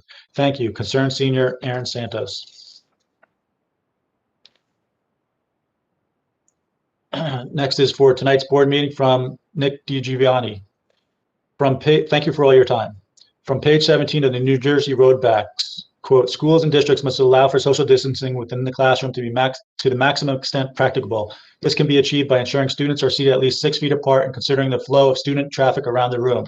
If schools are not able to maintain this physical distance, additional modifications should be in place. These include using physical barriers between desks and turning desks to face the same direction rather than facing each other, or having students sit on only one side of the table spaced apart. Nowhere does it mandate or even suggest that desks be 6 feet apart. It says students, yet our superintendent has insisted that the road back says desks must be 6 feet apart. It also talks about what to do if schools cannot maintain this physical distance. Nowhere does it say students cannot go back to school if desks are less than 6 feet apart. Nowhere does it say that students cannot go back to school even if students cannot be 6 feet apart. Additionally, Dr. Ezel, in an address last week to the senior class, acknowledged that the science is changing. Why is it that the board and the superintendent have yet to acknowledge this? We're basing decisions on a document from last summer, and it doesn't take a rocket scientist to show that even last summer's document is being grossly misinterpreted. Any leader worth anything would have long ago had a plan in place to get the students back in school. Not we're talking. Talk is cheap, but we need actual decisions on a plan. We've known since last fall that a vaccine was close and every epidemiologist under the sun noted COVID numbers would begin to fall significantly in the spring. The plan needs to say on X date, if conditions A, B, and C are met, we will have 5 days in school for all students that want it. Then a second plan that says on Y date, if conditions D, E, and F are met, we will have school as it was in February of 2020. This is not that hard. It is simply project management 101. There needs to be a proactive plan. If there cannot be a realistic proactive plan to advance our school district forward and remain a blue ribbon school district, then we must get someone in the position immediately who will advance us forward. It's sad that one of my close friends is looking for a house in this area, but they have already eliminated Bridgewater from consideration because they are not in school 5 days per week and there is no plan right now to do so. If they are thinking of this, you can guarantee other families are as well. This should be concerning to everyone, even if you don't have children in our school district, as it impacts property values and potentially state aid. If my brother in Florida can teach an entire school year with full day and full classes with less than less than 6 feet of distancing and masks on with minimal, if any, issues. There's no reason that we can't do that here. Right now, our Blue Ribbon School District is falling behind Florida. Think about that for a moment. It's bad enough to fall behind other top districts in this area, but we're falling behind Florida. As Benjamin Franklin once said, if you fail to plan, you plan to fail. In short, it's far past time to let the parents make their own decisions as to what is best for their own children. It's very far past time to come up with a plan to do this. Thank you for your time and consideration. Nick Giovanni. So those are the 5 emails that requested to be public comments. At this time, it looks like we have 1, 2, 3, 4, 5, 6 people. Let me start with the first one here. Ms. Kress.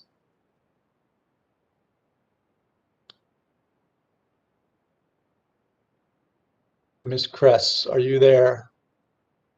And you are there. You hear us? Oh, it's just Laura, are you there now? Can you hear me? We can hear you. All right. So I'll try to make this quick. I want to thank Dr. Laura Kress, president of the BREA. First, I want to thank Dr. Cara for his leadership over the last year. When he arrived here, I had the feeling, or I felt like we were sort of in a shambles about how we were going to move forward, and I was in a panic. And when he began on July 1st, there really wasn't a plan in place for moving forward. And however, I have to give him all the credit in the world for his calm demeanor and his experience, which brought us together and working as a district first collaboratively together, as a district for our students. And so I really want to thank him, and I look forward to the next couple of months working with you, Dr. Cara. And speaking of collaboration, I would like to thank the members of the BREA, the administration, the board. There were members from BR Parents for a plan moving forward, Mayor Mensch, the town council, for working collaboratively to vaccinate the staff. Hopefully the current plan with Atlantic Health works out and our staff will be vaccinated, and this will be quite a relief. I just want to add so that everyone knows that I did reach out to the board about this I think it was 3 weeks ago or less, and they immediately responded and started the ball rolling. So I really want to thank them for looking out for us at this point in time. Vaccinations are just one example of what we can do when we work together for the same good. And right now, the goal is currently planning to increase hybrid instruction. That's happening, with the future goal being back to school, back to normal school. That's what we're going to call it now, in September. 5 days, regular schedule. And I truly believe that everyone in the district, every stakeholder, their heart's in the right place. I just feel like there may be different views on how to get there, but if we continue to work together, I feel like that'll happen. And having said that, everyone listening should know, and most of the administration and the board do know, that if for a second I thought there was any, for lack of a better term, shenanigans going on with planning for next year, or the administration, the board, anyone else concerning this matter hiding something, that if the planning for the future wasn't being done in a transparent way for returning back to school in September, I would probably be the first person to let everyone know there was a serious issue. And just cutting this off and being brief, you know, I do believe that everyone has had and continues to have the best interest of the students and the staff in mind, both educationally and emotionally. And I keep hearing people say that the plan for school in September, there isn't one, but there is one. The staff, you know, plans on showing up, barring any major disasters, you know, September 1st, full-time, regular schedule. So on that note, I'm going to say good night and thank you. Thank you, Mrs. Kress.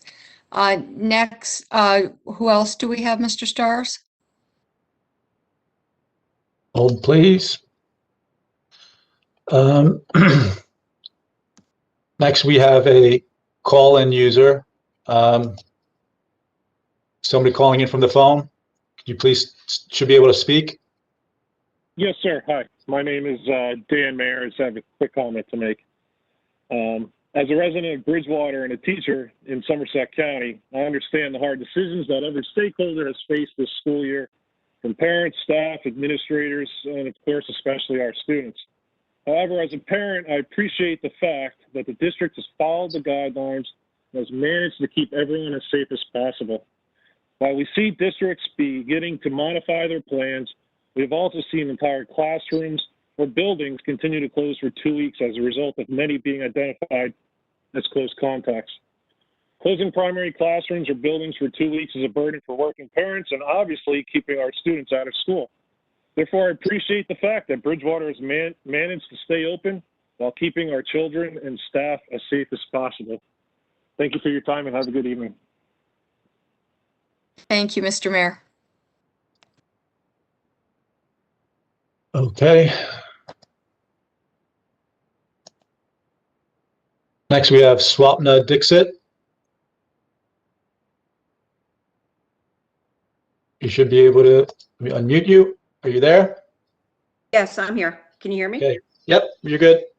Okay. Hi, my name is Swapna Dixit, and I'm a Bridgewater resident. I have 2 children in the district, grades 4 and 6. I wanted to thank you to the board and to Dr. Ficarra for listening to our comments, our emails, and phone calls, and providing a plan at tonight's meeting. And also, thank you for keeping this meeting shorter than the last one. But we do know that, there's plenty of work that needs to be done with the 4th marking period coming up and the upcoming school year.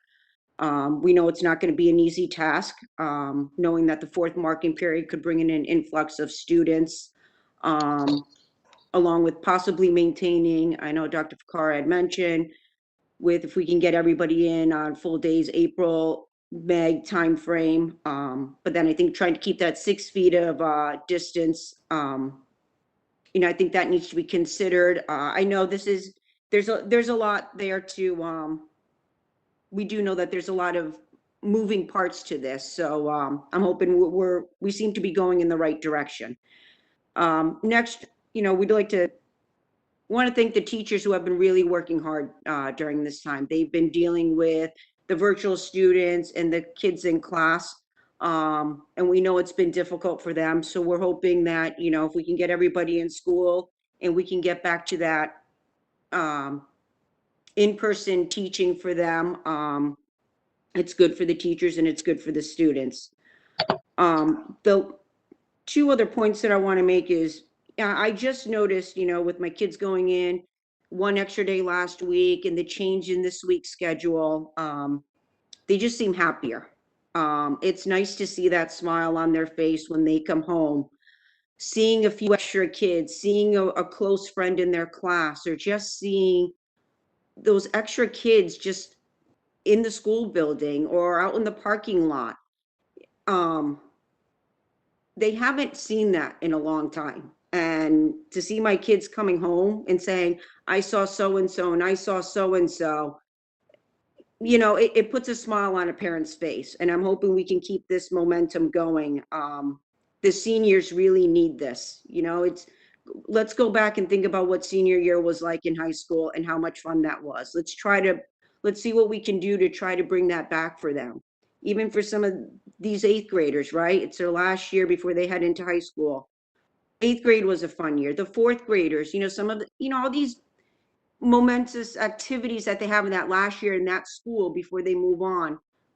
Let's really try to work on as a community and let's bring them back in so they can still enjoy these last set of events. And if we can think about the extracurricular activities, I know you guys had mentioned it seems to be sports related. Mr. Let's Stars, also think about, let's think about. I apologize, but the time is up. We really appreciate your comments, Ms. Dixit. And if you had stuff that you couldn't say, please email it to the board. Mr. Stars, who do we have next? We have Marjorie Meyer.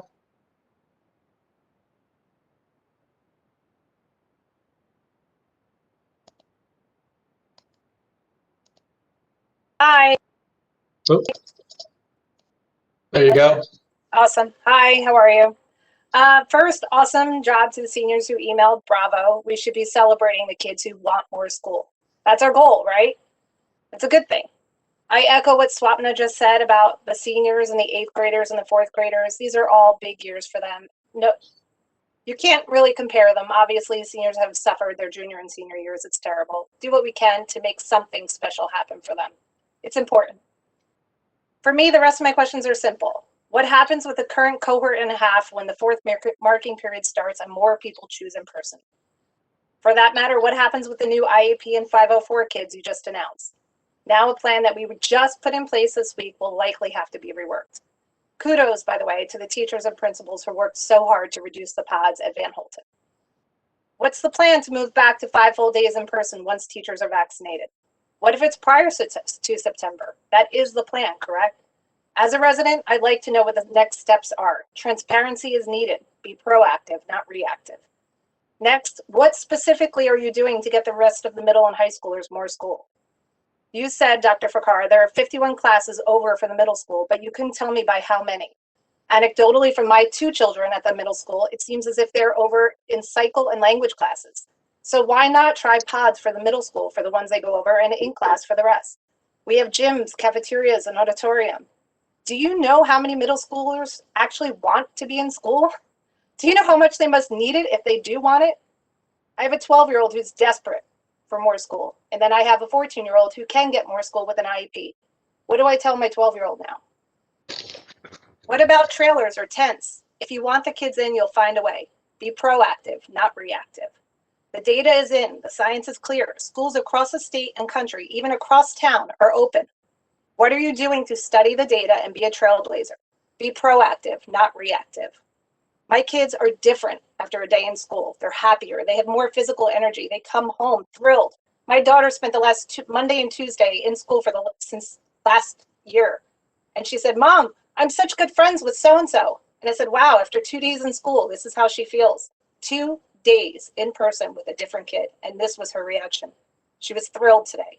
I do appreciate that, but there's more work to be done. To end, I'll see you at the rally on Saturday. Have a great night. Thank you, Ms. Meyer. Mr. Stars? Yep.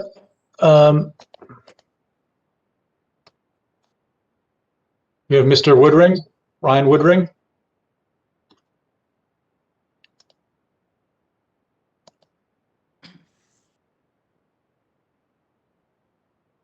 Mr. Woodring. Oh, there we go. I'm here. There you go. Go ahead. Okay, thank you. My name is Ryan Woodring. I have 2 students in Bridgewater-Raritan in 6th grade and 9th grade. I called in last Board of Education meeting, and my points were, as I saw them, is there's 2 things that need to happen to get into 5-day full person learning. 1 is vaccinate the teachers, and 2 is revise the 6-foot social distancing guideline. I'm very happy to see that one of those is going to happen. Thankfully, the mayor and all of you work together to put a plan in place. So number 1 will be done with. All the teachers will be vaccinated. My concern is that if the CDC and the New Jersey Department of Health and the local health officials do not change their stance, then we're not going back to school. You should review the 3-foot social distancing guideline by the American Academy of Pediatrics or the World Health Organization's 1-meter guidance, both of which are world-class organizations, and other schools around the country in New Jersey are using that guidance. So please review the 6-foot guidance issue, because if that's still in place, None of this is going to happen. We have a space constraint issue. And until you go from 6 to 3, we're going to be talking in circles. Thank you. Thank you, Mr. Woodring. Anyone else, Mr. Stars? We do. Hold on, please.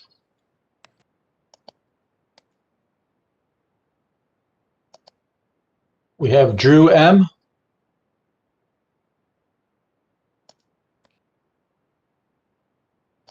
Hello, can you hear me? Drew? Yes, we can.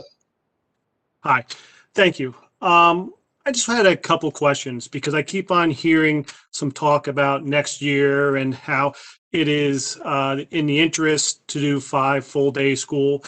And that's what you guys are planning on. But I have a question. What if next year comes and we have to go in a high state and we have to pivot? We have to keep your 6 feet apart, or if it's 4 feet or whatever it is. Is there a plan for that to ensure that the kids will go to school 5 days a week for full days next year in the event of COVID-23 coming out, or whatever you want to call it? Is there a plan that you've asked the community for to help solve this, potential problem? Or are we just saying, oh, everyone's getting vaccinated and next school year, it'll just work out on its own? I'd like to see some kind of contingency plan be presented to the community on what we're going to do if we are still in this state come next year, come 2 years from now, 5 years from now. So this way we're not caught behind in and have to implement this hybrid system or fully remote learning. Thank you. Thank you, Drew. Anyone else, Mr. Stars? Yes. We have DC.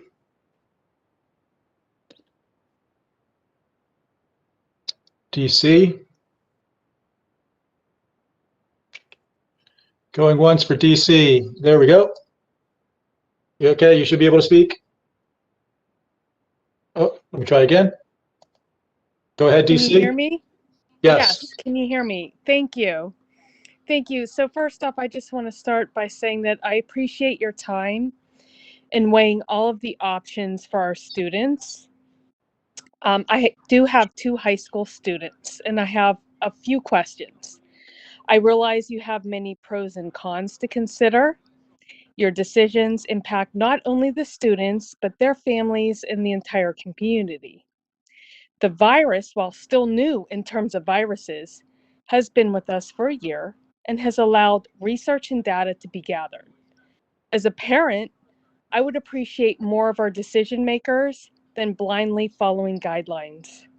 The virus may or may not be under control, mutating, etc. It may be here to stay. It may never be safe enough for some, and the guidelines may or may not be updated. Number 1, has the board gathered and analyzed relevant data from communities and districts within our county, state, and outside that are in school full-time to make knowledge-based decisions? For example, are there increased hospitalization rates in these districts and more outbreaks? If you have, can you please make this data available so I can better understand how my children are better off in the current hybrid situation? After a full year, I can see that the effects of school closures and hybrid learning have impacted many factors of our lives. I appreciate what was necessary a full year ago and even in September as a health necessity. A lot has changed, and I now believe the negative impacts of hybrid learning outweigh the risks of the virus. The full opening of schools would have positive impacts on our students academically, mentally, socially, physically, on their families and communities economically. So my second question is all of this being weighed with the risks of the virus in its current state after a full year's worth of data? Has it been considered that families should be able to make the best decisions for themselves if given choices after a full year's worth of data and knowledge? Thank you once again. Thank you, DC. Mr. Stars? Yes, we do have Ms. Winchok. Second. Ms. Winchok?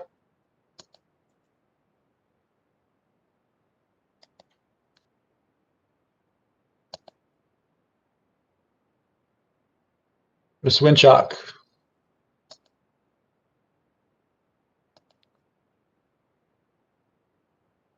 You might have to check something with your microphone. Oh, where'd you go?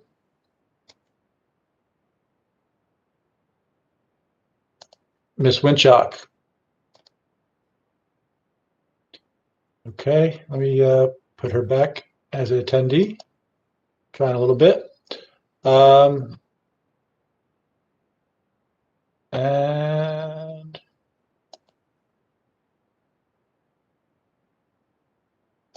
actually, she would be the last one, so let me try one more time.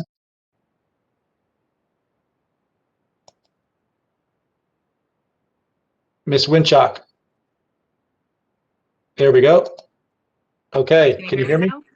Yes. Oop, hold on. Try again. Are you there? Yes, good. Okay. Hi, sorry. So I just want to echo some of the sentiments that were said tonight. Thank you all for your time. Thank you, Dr. Cara, for giving more information. I do really appreciate that as a parent of 4 kids in the district. My 4th grader is Cloud 9, that he gets to go in more and that he gets to see a different group of kids. So that's exciting. My 7th grader is so excited to be seeing some new friends as well. And then we get to the high school. I have a sophomore and I have a senior this year. And when they go in, they're going in all the time. And when they can, the 2 days that they can, and the days that they have 3 days in the week, how the schedule falls, it's a much more fluid time in my house, if that makes sense. It is easier, they're happier, they're excited. The other thing is that it's consistently them and 1 or 2 other kids in the classroom. And actually, one of my daughter's virtual days this year, her chemistry teacher asked her why she was not in person. And then when Amanda said that it was not her day, the teacher's like, I apologize. I was hoping you'd be here with this girl who's here by herself. So I just want to touch on things in the high school are so different than at the elementary level. I feel because it's so empty that the morale is down, not only for the teachers, for the students that want to be there and can't be there more. I am happy to hear the IEP and the 504s. And if we could just really look at getting the seniors that want to be there, get them back in. I know some seniors flat out don't want to go back in, but just this is their last chance. They had so much taken away from them. And if that's what makes them happy this year, we need to get them in person. Their grades are definitely better when they're in person. And then there's also the issue of the academic integrity going on at the high school. Students stay home for the pure purpose to cheat. It's easier that way. They can have a tablet open, they can have another tab open, they can have their phone next to them. Kids stay home on purpose on test days. So there's something to be said for that. My kids are in on their test days and it shows. There's a difference for sure. So please keep looking at ways to get the high school kids in more. I do appreciate this. I understand it will take time. And please take more personal input from the families that are affected that want to be in. We're not asking to get rid of the virtual for the families that want to stay virtual, that need to stay virtual. I'm not asking for that. I'm just asking for a means for the ones that want to be in more. Also, I'd like to know when the Board of Ed plans on meeting in person. Can we look to maybe hosting outside meetings? Because I think it would be good to show too that everyone's making the effort to meet in person. There's ways to do it safely. So I just feel that everybody needs to take a step out of the comfort zone and go forward and keep moving forward with the new guidelines being placed. And I'd like to know what's in place for graduation, prom, no mention of homecoming at the high school. Silly things, but they're not silly things, they're big things. There has not been a student of the month at the high school or student of the week at the high school since we shut down in March. Not one name has gone across that banner. Thank you. Thank you, guys. Ms. Have a good Winchuk. night. Anyone else? Yes, we have had one person listed as mom, but if you would please state your name when you come online. Mom. Better not be my mom. Mom. There we go. So if you could, Can you hear me now? We can. If you could just state your name, please, first. Deanna and I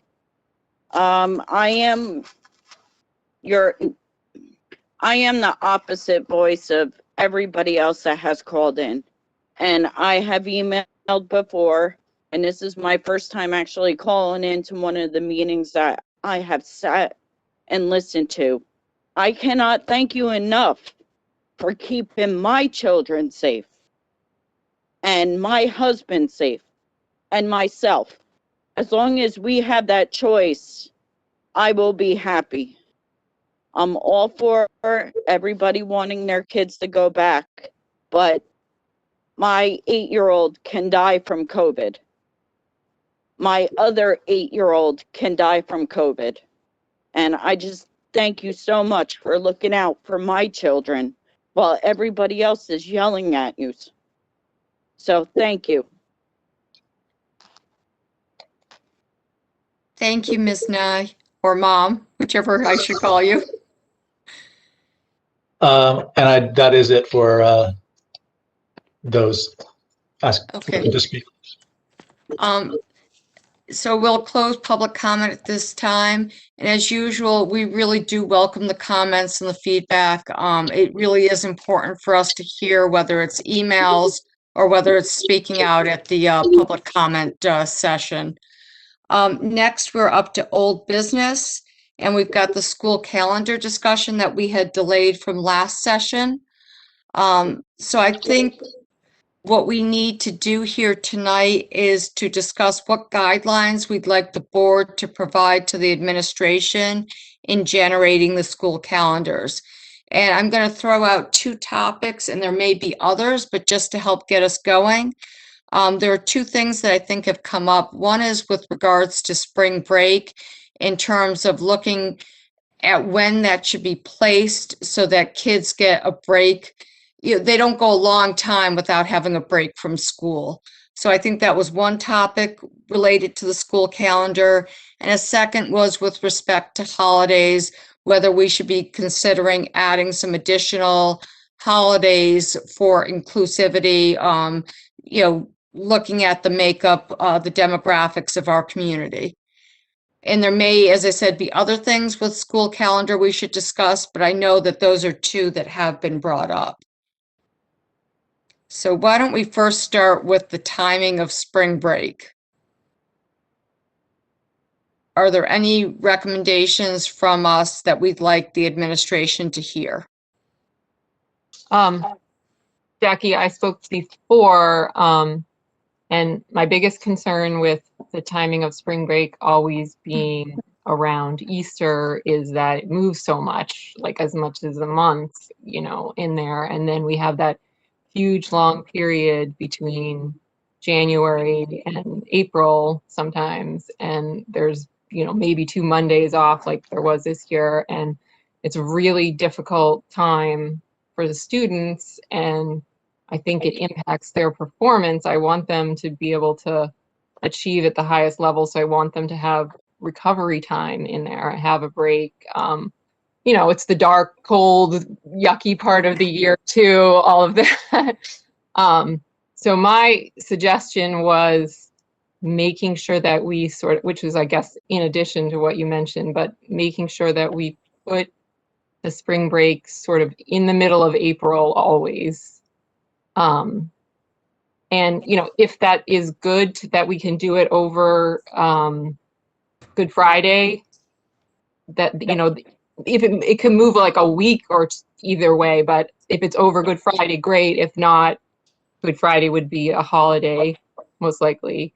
And then in February, around Martin Luther King weekend, you know, there's a lot of schools, you know, even whole states where they take a whole week of vacation then. Even New York City public schools do that. They have a full week off in February and a full week off in April.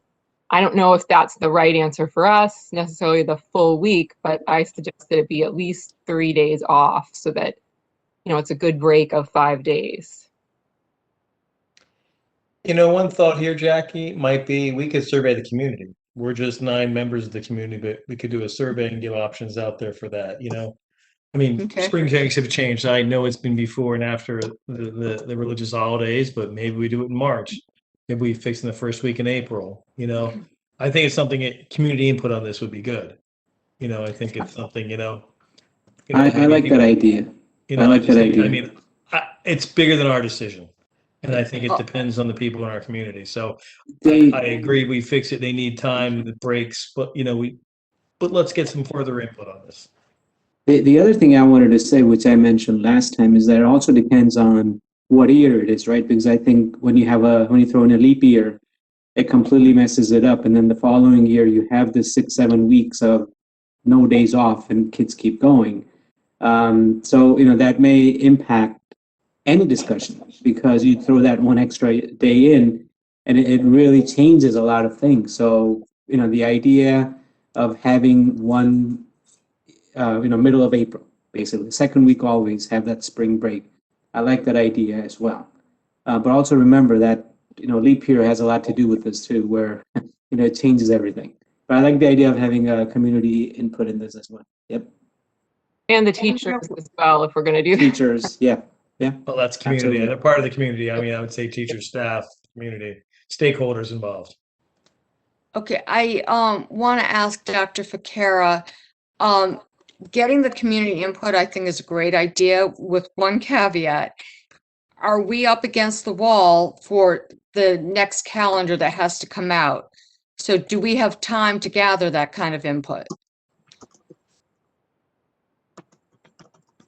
So I think if we can decide upon exactly what we want to ask the community within the next couple of weeks, May would be a good time to still be providing a calendar. Beyond that, you're pushing it.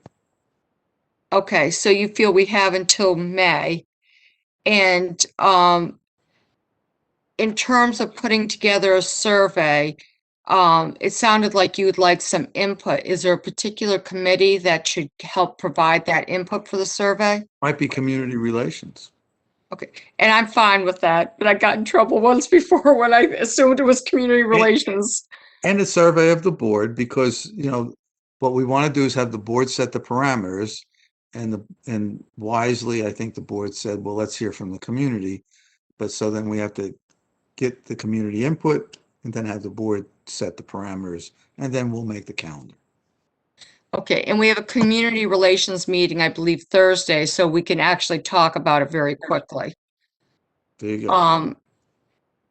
So in terms of that piece, do we feel the same way in terms of, should we also do the other holidays as part of that survey as well?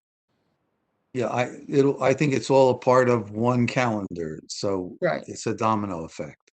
Yeah, some of the conversation we've had on holidays too is to looking at absentees on those holidays. If we could That's have what I that, was going to say. look at that data, I mean, people have come in and there are 180 religious holidays that can be taken by the state of New Jersey. I think it's somewhere in there. Am I right, Dr. Ficara? There's a lot that you have. So if we look at those and, look at the data from the absentees on that, and the same with staff absentees also, they have personal days they can take in certain times, so. I would just make one word of caution on that. I think in general, again, that's a good idea. My concern is if someone's presented with having my child miss a day of school versus being able to observe whatever holiday it is, depending on where they both may be important to someone, but they may choose to send someone to school because they just don't want their child to miss school, even though the holiday is also important. And I know that's been raised in the past. So, but again, I think we should look at that data. I don't disagree. It's part of the process, in my opinion. It's one of the decision making point.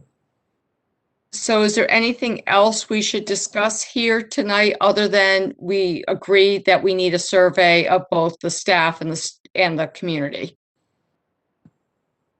I agree check? with, yeah, I agree that we should survey and put in the holidays, and also Jackie, what you just said, it's not always, you can't always tell that if they're in school, the holiday doesn't mean a lot to them. They just might feel more pressure to be in it for a particular reason. And I think also part of the survey and community relations, we could address that, but we've never started school before Labor Day. So if we're going to possibly, that needs to be part of the survey too. Yeah. Good question. Yep. Jackie. So I'm sorry, yes? every time we consider a change to the calendar to add days off, we need to, in addition to contemplating the benefit to the wellness of our students, we need to consider the impact on working families. You know, the typical breaks that our district has had coincide with travel for holidays that are celebrated by large proportions of the district, which is often associated with travel to visit family. Many families don't have off for President's Day or a random day off here or there. So I would be concerned about the availability of families to cover a greater length of time that their kids have to be home. Many families don't have the option of paid time off, or if they do, they're already using it for winter break and our regular spring break, in addition to the other days that we have off during the year. I'm by no means am I against breaks in the schedule, and I understand the benefit both physically and mentally, but I'm really concerned about the impact that we have on our working families throughout the district. In addition, I know Ms. Levitt did some research into other schools that have done this. I'm curious to see what the impact is on the first day and last day of school. As Ms. Gladstone mentioned, we tend not to begin before Labor Day, no matter how late in September we are starting. That might be something that has to be impacted if we were to add days off elsewhere in the calendar. So, thanks. So we'll need to think, are there questions we can put on the survey to help address the issues that you're raising?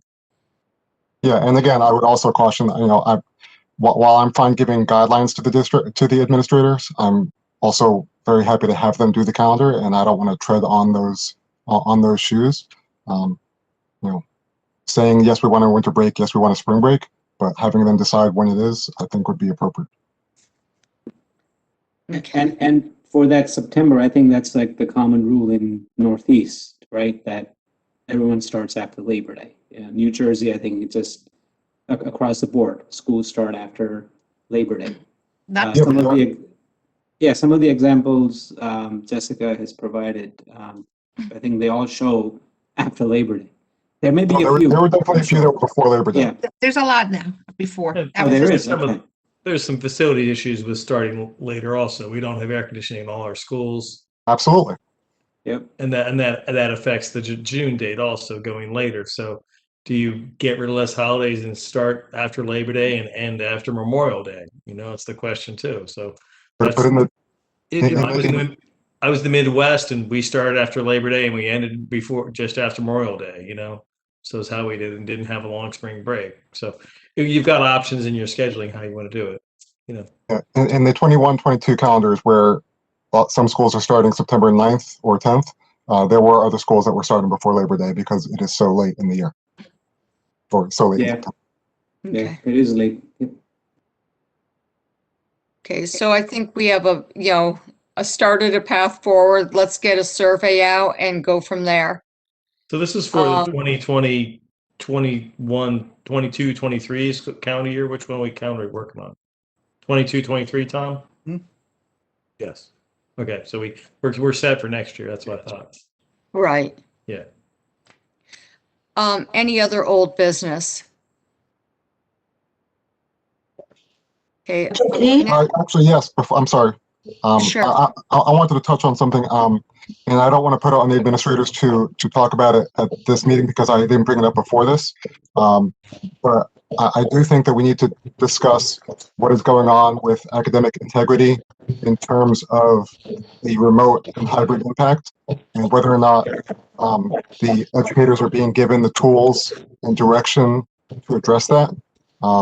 Are tests being changed to combat cheating, whereas an open book test might be better in this current situation. Again, I'm happy to have it discussed tonight, but I wouldn't require it because I'm just bringing it up now. Maybe we could talk about it academic committee. Yeah, I would like to echo Steve's a question, because that was one of my concerns as well. And I talked to my son today. I said, do you know that if there are kids cheating on a test when, if they do a virtual? And he said, yes, there are a lot. So I think that is a concern. And before school go like full time, then I think that it's better that we address this issue. I know one of my children that he's in the college, and then they have a software that it can spot that if a student is cheating. But I don't know how applicable that will be to our school district, because in the college the kids are mature, right?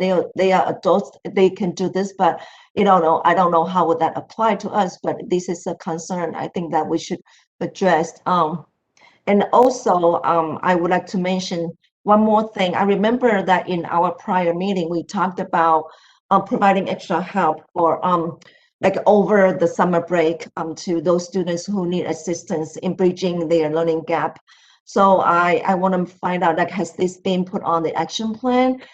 If not, do we plan to? Because I think this is important. This is some like mitigation plan that we can help our kids that, because of this pandemic learning model. And this is not something that it's perfect, but if there's a mitigation plan out there, I think that's going to be very helpful. So Karen and her supervisors, along with principals, have been working over the last month or so on what our accelerated learning plans or mitigation learning loss will look like. We are capable of providing a presentation on that. I'd rather not do it off the top of our heads tonight, but also along the same lines with the looking at the testing and how that's being done. There's also been a lot of work done on that, which again, I wouldn't want to put people on the spot to say, try to recall. There's been a lot of work done, and I'm sure we can explain and put that into a presentation, along with when we have the plans formulated, what next year is going to look like. Next year, meaning July 1, going forward, in terms of accelerating learning is the new phrase now. And so there's some money coming down from the state, which we're aware of, and our administrators have been planning for that.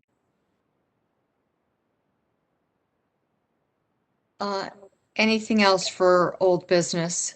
How do our student reps feel on calendar and the academic integrity and what's going on? You guys have any thoughts? If you want to share them, no putting in the spot or anything. I hope they're home studying right now. I still see them on, but hopefully they are. Okay, let's go on to new business. And I think the critical item that we need to talk about here is the superintendent search. But before we go to that, let me just ask, does anyone have any other new business? Okay. So with respect to the superintendent search, we're going to be on a very tight timeline. I had sent out what the calendar would, look like to help move us forward. I think the first thing we need to do is decide whether we want to use a search firm and who that search firm would be. And I'm going to just throw out there, I sent out information from New Jersey school boards. I personally think that is our most expedient path, and I think our most cost-effective path forward. We used them earlier when we started to look for a full-time superintendent, I guess a year ago. And so I'm going to suggest that we go with them again, but I'd like to hear reactions, or if there's someone else another path you think we should take. I say school boards. Yeah, I second that. I'm sorry? School boards as well for me. Okay. Jackie, just 'cause I'm a little unfamiliar with how that works, did we use school boards to find a full-time superintendent, but they suggested Tom as an interim, or am I mixing up what their No, function would be? we did the interim on our own, and Jill, keep me honest. We went to school boards for a full time, and we had limited time to work, and the people that we got in, we didn't feel it was the right path at that point in time. But we did get quite a few candidates brought to us. I think that it was well handled. And we've used search firms before as well. And again, I'm going to ask others to speak up. I don't feel what we got was any different, but it was a lot more expensive. Yeah, and the Yeah, interim, price. when we came to the interim, we found through references and the list. So that was done on our own, posting a position also. So Yes. interim. How much But is it's the a lot of work, and we have very limited time, and I think there's a big difference between looking for we were very fortunate with how it worked out. But I think there's a big difference with looking for someone full-time. And there is a cost associated with this, Lucy. So if you go with school boards versus some other firms, the cost is tremendous. There's a difference. Can you quantify that for me a little bit? Like, are we talking 5,000 versus 50,000, or? We're talking about $28,000 versus 12. Give or So take. double. Yeah. And how much time did you guys have last time you were looking for a full-time superintendent with the school boards? The same as we have now, less, more? It was the same amount of time. I literally got the call almost a couple of days off to the year from Dr. Lazovic and Dr. Ficara. And I think last year COVID was new, and we all expected it to be 2 weeks and be over. Guess what? Now 52 weeks later, we're not even, it's still in the process. I think everyone's understanding a little better on what would happen and how to reapply too. Also, I think the candidate pool would, I think everyone moving at that time was probably not, and everyone's, now they might think, well, understanding I've got the staff, everyone's trained, in those areas. So it's an opportunity too.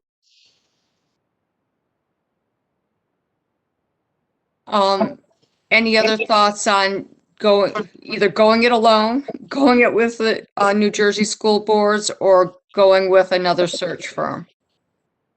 I don't Let's know. start with school boards. School boards. I don't know if it's fiscally responsible, but like, if we chose to, could we do both? Could we both hire a search firm and, because my understanding is school boards can't recruit for us.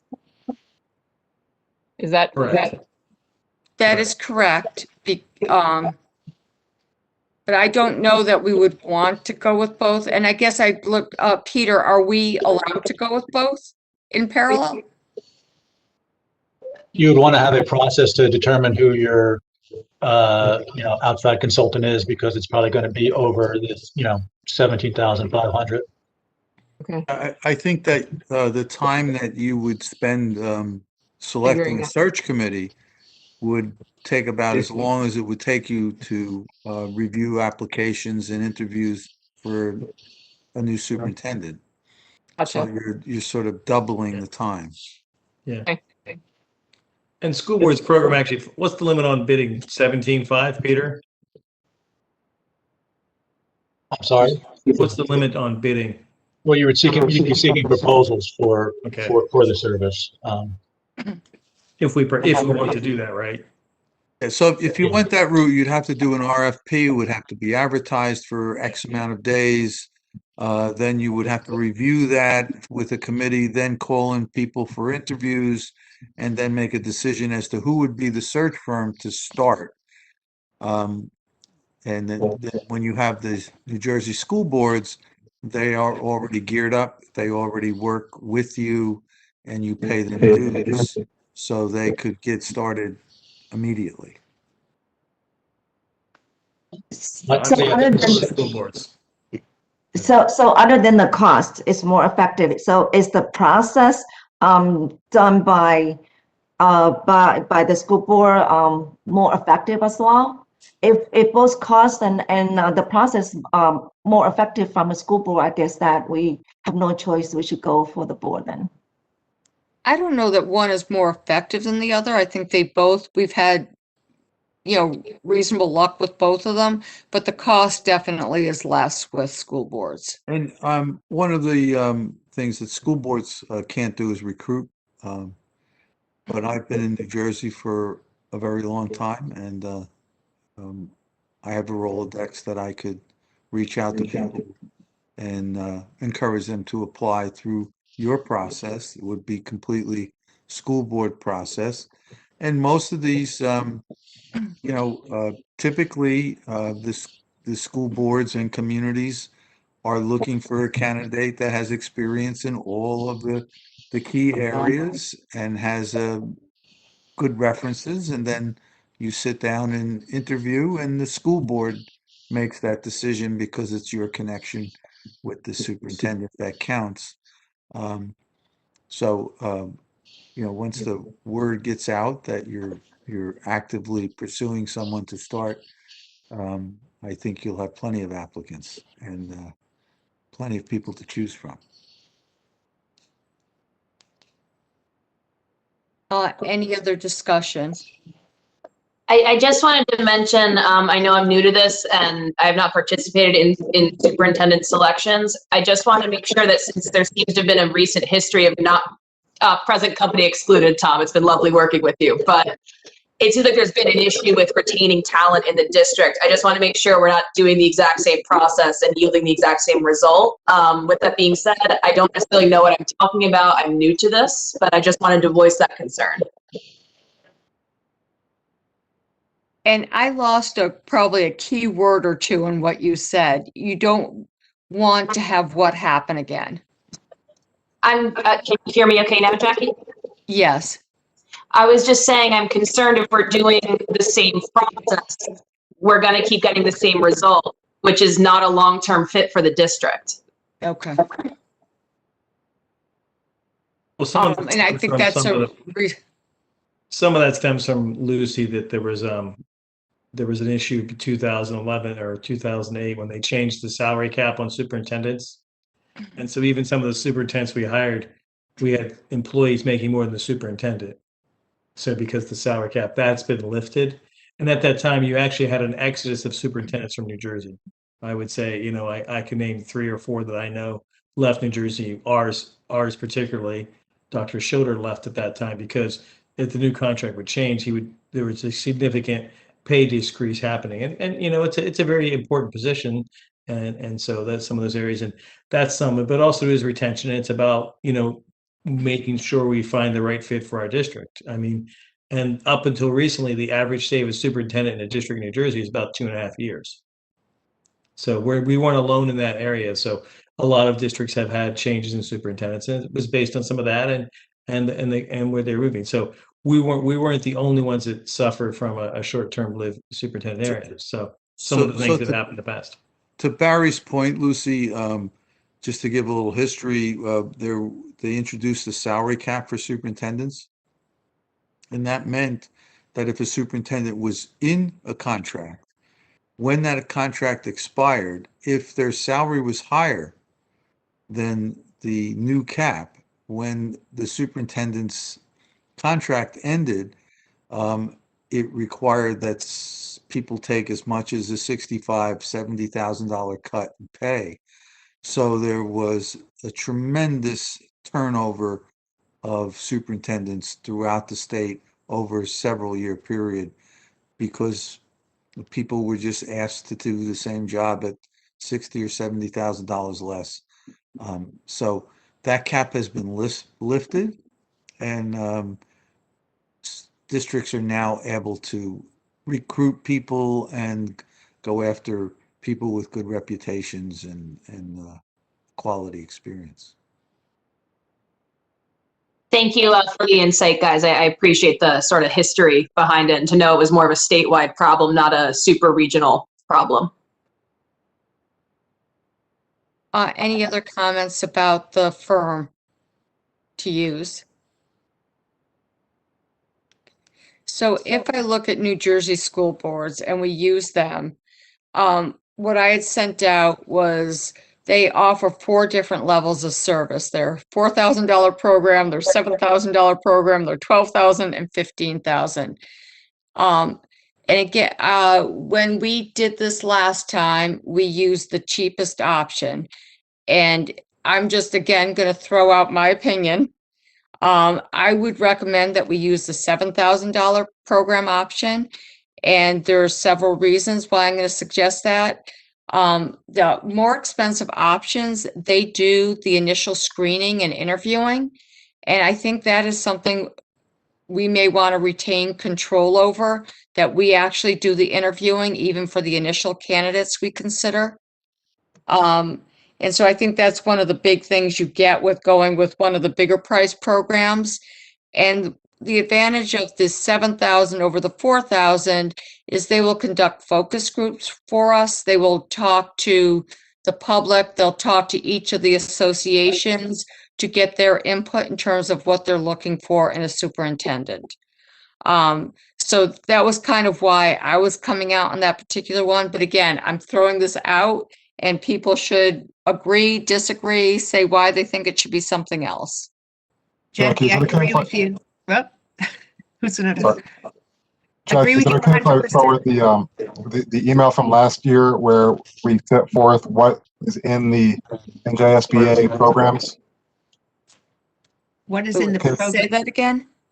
I have the brochure from NJSBA from last year for the different levels. Is it okay if I send that out so that we? Oh, yeah. So that everyone, okay. Okay, and I also had sent, when I sent the mail over the weekend, I had sent out like a 1-pager that had. Yeah, Jackie had, it was just a few days ago. That I agree, especially jumping up to the 7,000 with the focus groups or surveys is really important to get the community input, parents, staff, you know, everybody, and they just do it all the time.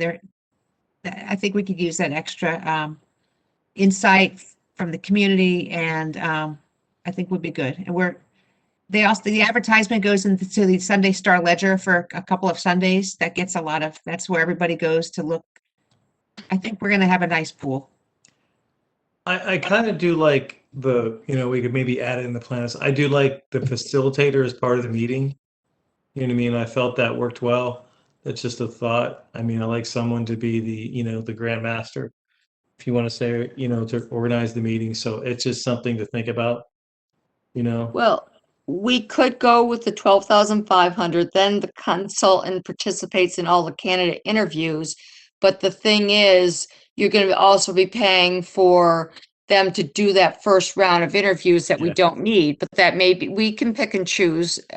We could probably get an hourly rate for that or something like that from them, consultant fee. I mean, I just think it's good to have a third party involved there. So. And would we be able to use Dr. Ficarra's Rolodex as well? We can't. We're not allowed to reach out, are we? No, we can't reach out either. You can't, but I can. Anybody else but the board can and the school board association. So Peter, Karen, Dan, staff members can suggest people to apply, but the board is not allowed. So the bottom line is we want to make sure we stay within whatever the rules allow us to do. And if Dr. Ficarra is able to help us, that would be fantastic. And so again, I'm coming back to Barry based on what you said, that we go with the $7,000 program and see if we can, as an aside, pay extra for someone to come in and sit with us during the interviews. Yeah, like a not to exceed or an hourly rate, or where that would be, for consultant fee or something, if they have a consultant fee for those type things. That's my opinion. But the $7,000 option with, whether we need to add in or tweak it a little bit. Yeah. Okay. Thoughts from anyone else? I'm driving hard on this because we need to move forward. And I want to put a resolution on right now to vote on this. So it's really important that if people have concerns, agree, disagree, whatever, that we talk about it here. Do we have a budget for this? Mr. Stars? Yeah, I think the We bottom have money line is, available to cover it, yes. okay. And we have to do this. There's just, Jackie, do we have to have a formally written type of resolution, or are you looking for somebody just to say, I move we to have, use? we have a draft resolution already. Mr. Stars already wrote something up with just blanks right now that we'll fill in the blanks. Okay. Our Well, I'll make a people, motion that we use school boards at this, New Jersey School Board Association as our consultant to find this next superintendent, Bridgewater-Raritan Regional School District. And we do it to $7,000 level with do we have to put the not to exceed amount in there, Peter? Barry, I think they have a draft resolution already. Okay. Which is, Well, if you're doing something other than their $7,000 program, then you might, you'd have to put another exceed amount. But, the last time we just used it, we said approval of New Jersey School Boards Association to conduct superintendent search. Resolved that the Board of Education accepts a proposal from New Jersey School Boards for services as it pertains to a superintendent search in an amount of X. So if you want that to be 7,000 that's what it would be. Well, not to exceed 10,000, that puts it, in a fair range if we need to do anything else. I'm gonna throw out something a little different. Should we is there a problem if we put in the 12.5 and if we wind up spending less? So like if we go to Gwen and she says, the cost of sitting in on the interviews is going to cost you more than it would to just go with the 12.5. That's fine. I agree with that. That's a good idea. And Peter, do you see any downside to that approach? Just to make sure I understand, you're going to go with the 7,000 program, but with the not to exceed amount of 12.5 for. I think and that way, if they tell us that's the cheaper way to go to get what the parts that we're looking for, that we can do that. Sure. Anyone else have an objection? Obviously, we'll vote, but I want to discuss if people still want to discuss. I just don't see why we're not going with the 12.5 program. Because they have the consultant interviews the candidates for the first round, and I'm not sure we want someone else doing those interviews for us. So it's the consultant interviews the candidates without us for the first round? Right. Okay, that's not what I took it at, but the line underneath that is that a consultant participates in all candidate interviews, and that's at the 12.5 program. I'm pretty sure. So you're suggesting that we nix that first round line and see if we can get a discount based on that? Can I jump in? I think 12,000 is that they screen. The 7,000 is that we get all the resumes and we decide who we want to interview. That's the screening process. We liked last time to have just us, just doing that. Or That's what I remember, I think. Somebody explaining last time. It was, and we did it by committee. No, in all four of the options, the consultant ranks candidates and presents pool of candidates to the board. So they're always screening them, but we said we wanted to see all of them. And I would recommend, again, let them prioritize them, but we still want to see everyone. Yeah. So I think that's there regardless of what level we do. Can we just do the 7 and then get some information about costs of per hour, or if we want to do that, or I don't see why we can't do that, because I would assume at the next this gets the 7,000 gets us going, and so we could come back at the next meeting after talking to Gwen to see what else we can do in between. I don't think there's any reason we can't do that, but I probably should ask Peter, is there any reason we can't do that? No, I think it's I would recommend just doing that. I think what you're asking her to do might be actually included in it, so.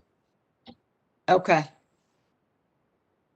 Okay, so we're back to doing the 7,000 and doing New Jersey school boards. And if we decide we want some additional things, we can talk to Gwen and determine how to handle that.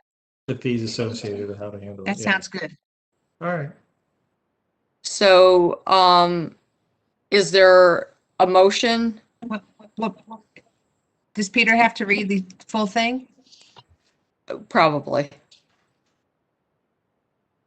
Resolved that the Board of Education accepts the proposal from New Jersey School Boards Association for services as it pertains to superintendent search in an amount of $7,000. So So moved. moved. Second, I thought we were doing not to exceed 12 and like, weren't we doing not to exceed and above the 7,000? They just indicated they were doing 7,000 and going to have a conversation with Gwen, and if need be, they can come back and figure out what to do to exceed that amount. All right, so we can supplement this afterwards. Right. My apologies for interrupting. That's okay. Roll call, please. Mrs. Gladstone, Yes. Ms. Lee, yes. Ms. Levitt, Yes. Mr. Joshi, Yes. Mr. Singer, Yes. Ms. Sandler, Yes. Mr. Walker, Yes. Mrs. Barlow. Yes, motion carries. Now, the next thing we needed to talk about was whether we have a committee that, and I want to be very clear. This is the most important thing we do as a board, but that doesn't mean we don't have a committee to handle certain aspects of it. So in terms of interviewing, the whole board should participate in all the interviews. Not that they have to, so I need to be careful. But again, I would recommend that we all participate in the interviews. However, setting up the logistics and everything does not need to be the full board. So like reviewing the ad to be placed, meeting with Gwen about the ad to make sure that it looks the way we want, setting up the schedule. There are logistical things that we may not want to take everyone's time, but we could. I mean, we can do everything as a full board. And I think that's something we should discuss right now, whether we want to delegate certain activities to a committee or whether we want to do everything as a full board together.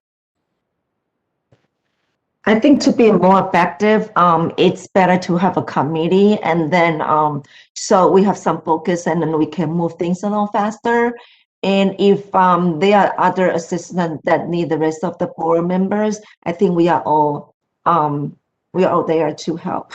So I think it should be more effective to have a committee, especially, with the experienced members, they have more experience on hiring and recruiting. Maybe, they will be more effective and more efficient in, become the committee members. So I would suggest to have a committee member.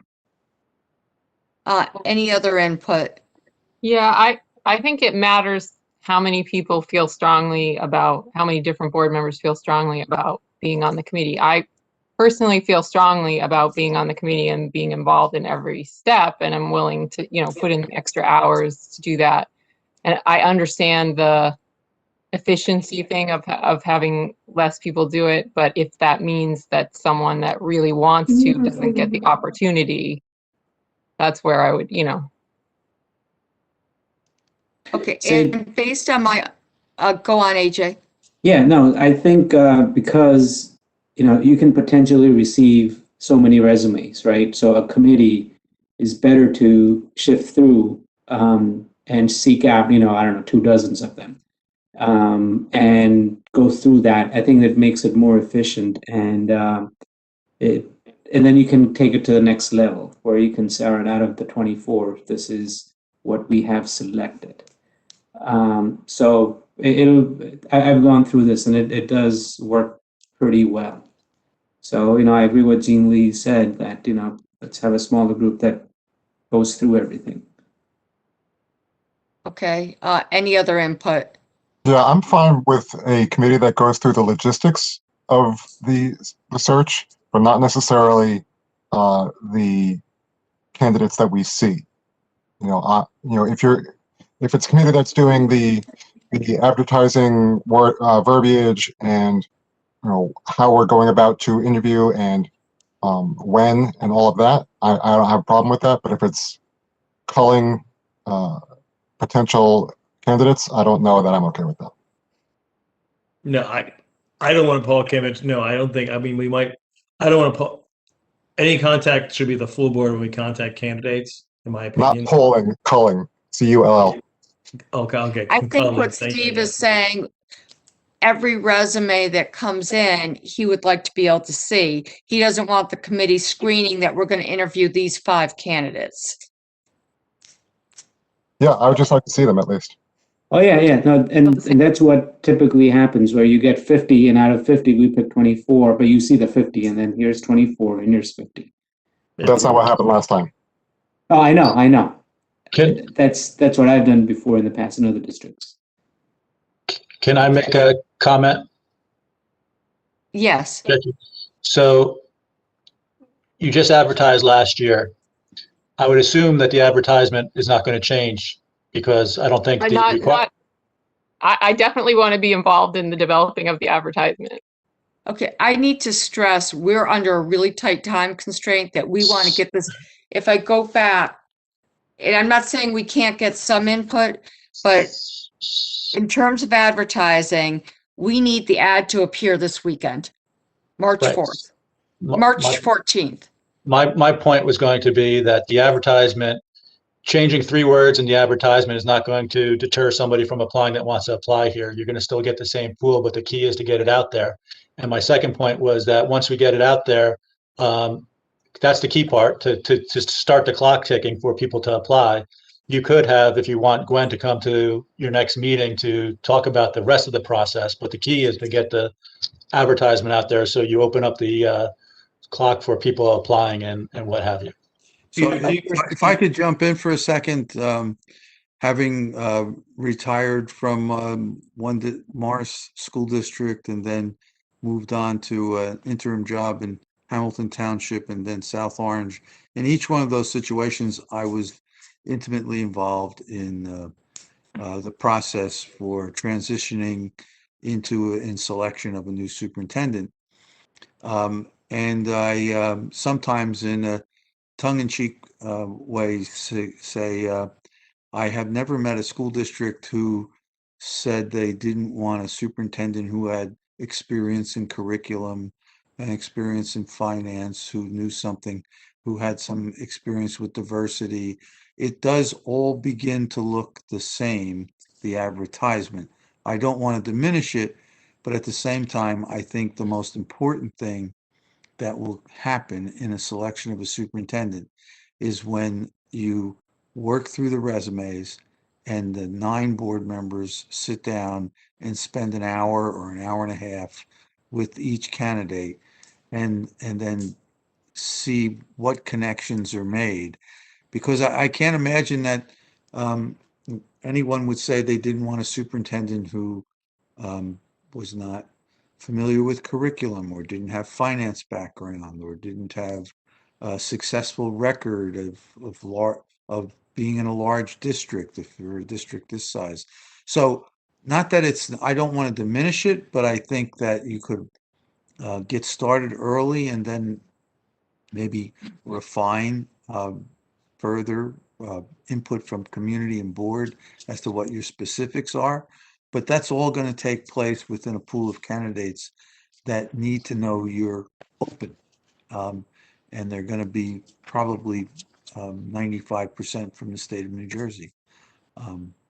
So that's just been my experience, that it's the connection and the interview process that you go through that really is where the rubber meets the road when you decide you like someone or not. I think our job description reads everything you said, Tom. The one we had last time. Yeah, I mean, I think we should do it by committee, and the resumes come in and we go, and the committee kind of does the process, but not the interviewing or the screening. You said the committee doesn't do the interviewing or screening. That's good. Yeah, Okay. just do the process if you want to say, get ready to meet with the consultant, get all the details. And then, as Peter said, having Gwen come back and actually it educates the board and the community on how the process works too, which is kind of nice. Yeah, So and I it think makes that it- actually is a great suggestion to invite Gwen to our next meeting, and hopefully she'll be able to join us. So Peter, should I follow up with Gwen, or would that be something you would do? I can do that. So you want her for the next board meeting, the 23rd? Yes, that would be great if we could do that. Okay.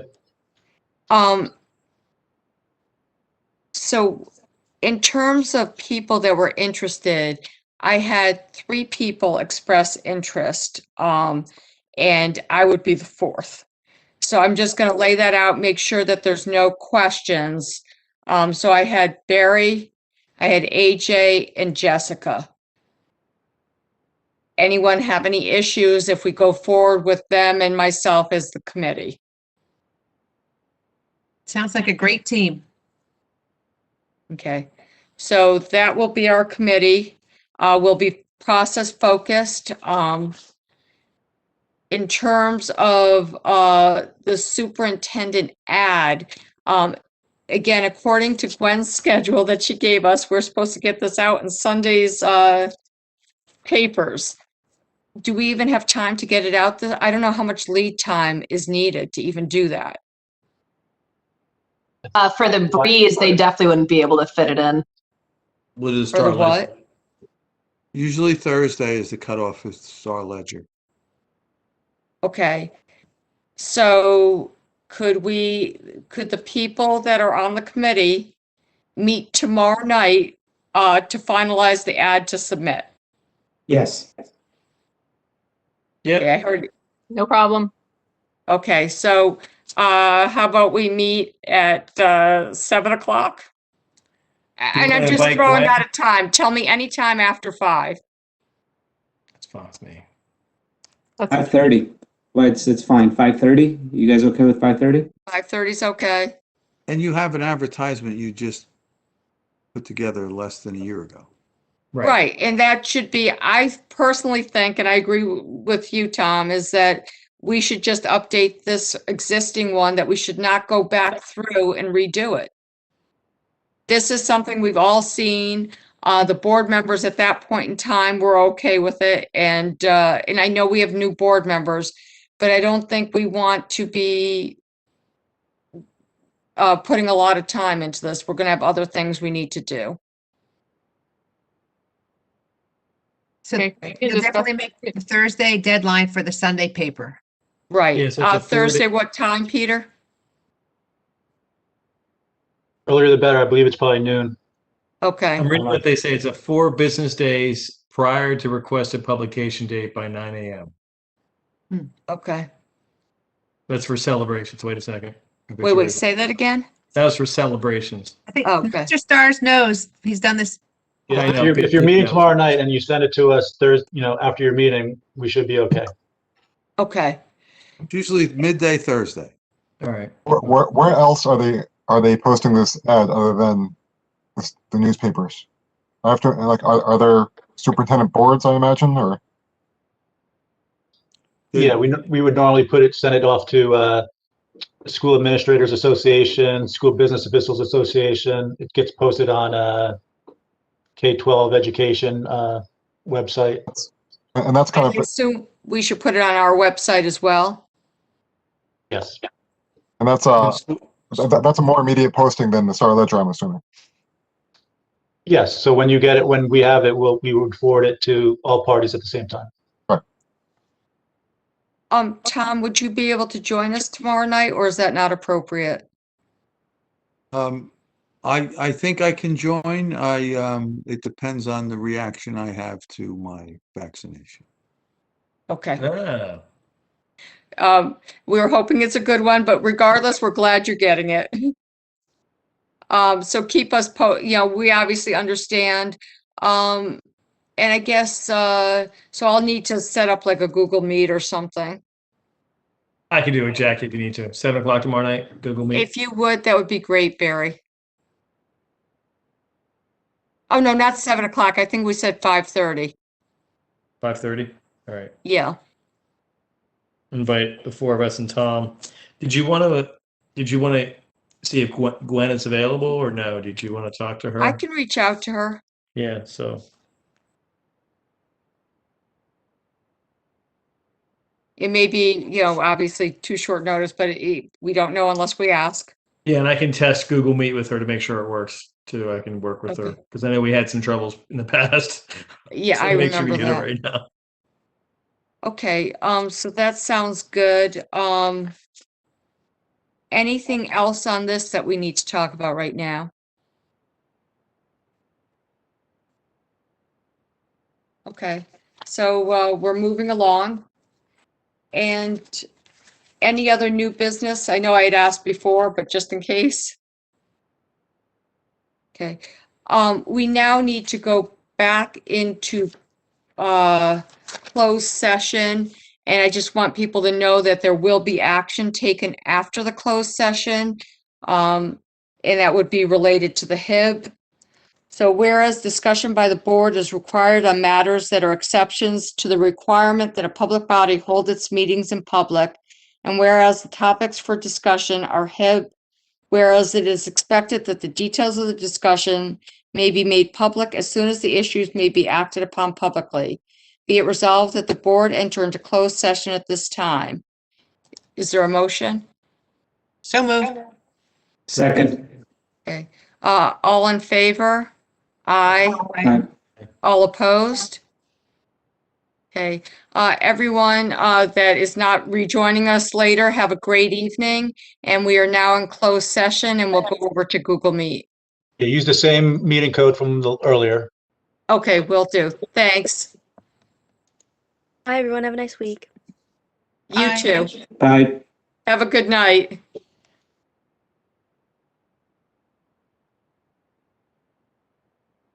Look like we have most of the people back. Okay, so we have now returned from closed session and we're back to other 21-37. Is there a motion? So moved. So moved. Okay, a second? Second. Okay. We've already had our discussion in closed session. Roll call, please. Mrs. Gladstone, Yes. Miss Lee, Yes. Miss Levitt, Yes on 21-18H and 21-19H. No on 21-20H. Mr. Joshi, Yes. Mr. Singer, No on 2021-0205, 21-20H, aggressor 5. Yes on everything else. Miss Sandler, No on 2021-02-05 for aggressor 1, aggressor 2, aggressor 3, and aggressor 5. Yes on the other two. Mr. Walker, Yes. Mrs. Barlow, Yes. And Mr. Stars, I believe the motion carries? yes. Okay. Motion carries. And now we are up to, Motion to adjourn. yes, I just want to mention we have our next meeting is on March 23rd and motion to adjourn. So moved. Second. All in favor? Aye. All opposed? Have a great night, everyone. Thank you very much. Good night. Bye. Eight. Good night. Good night.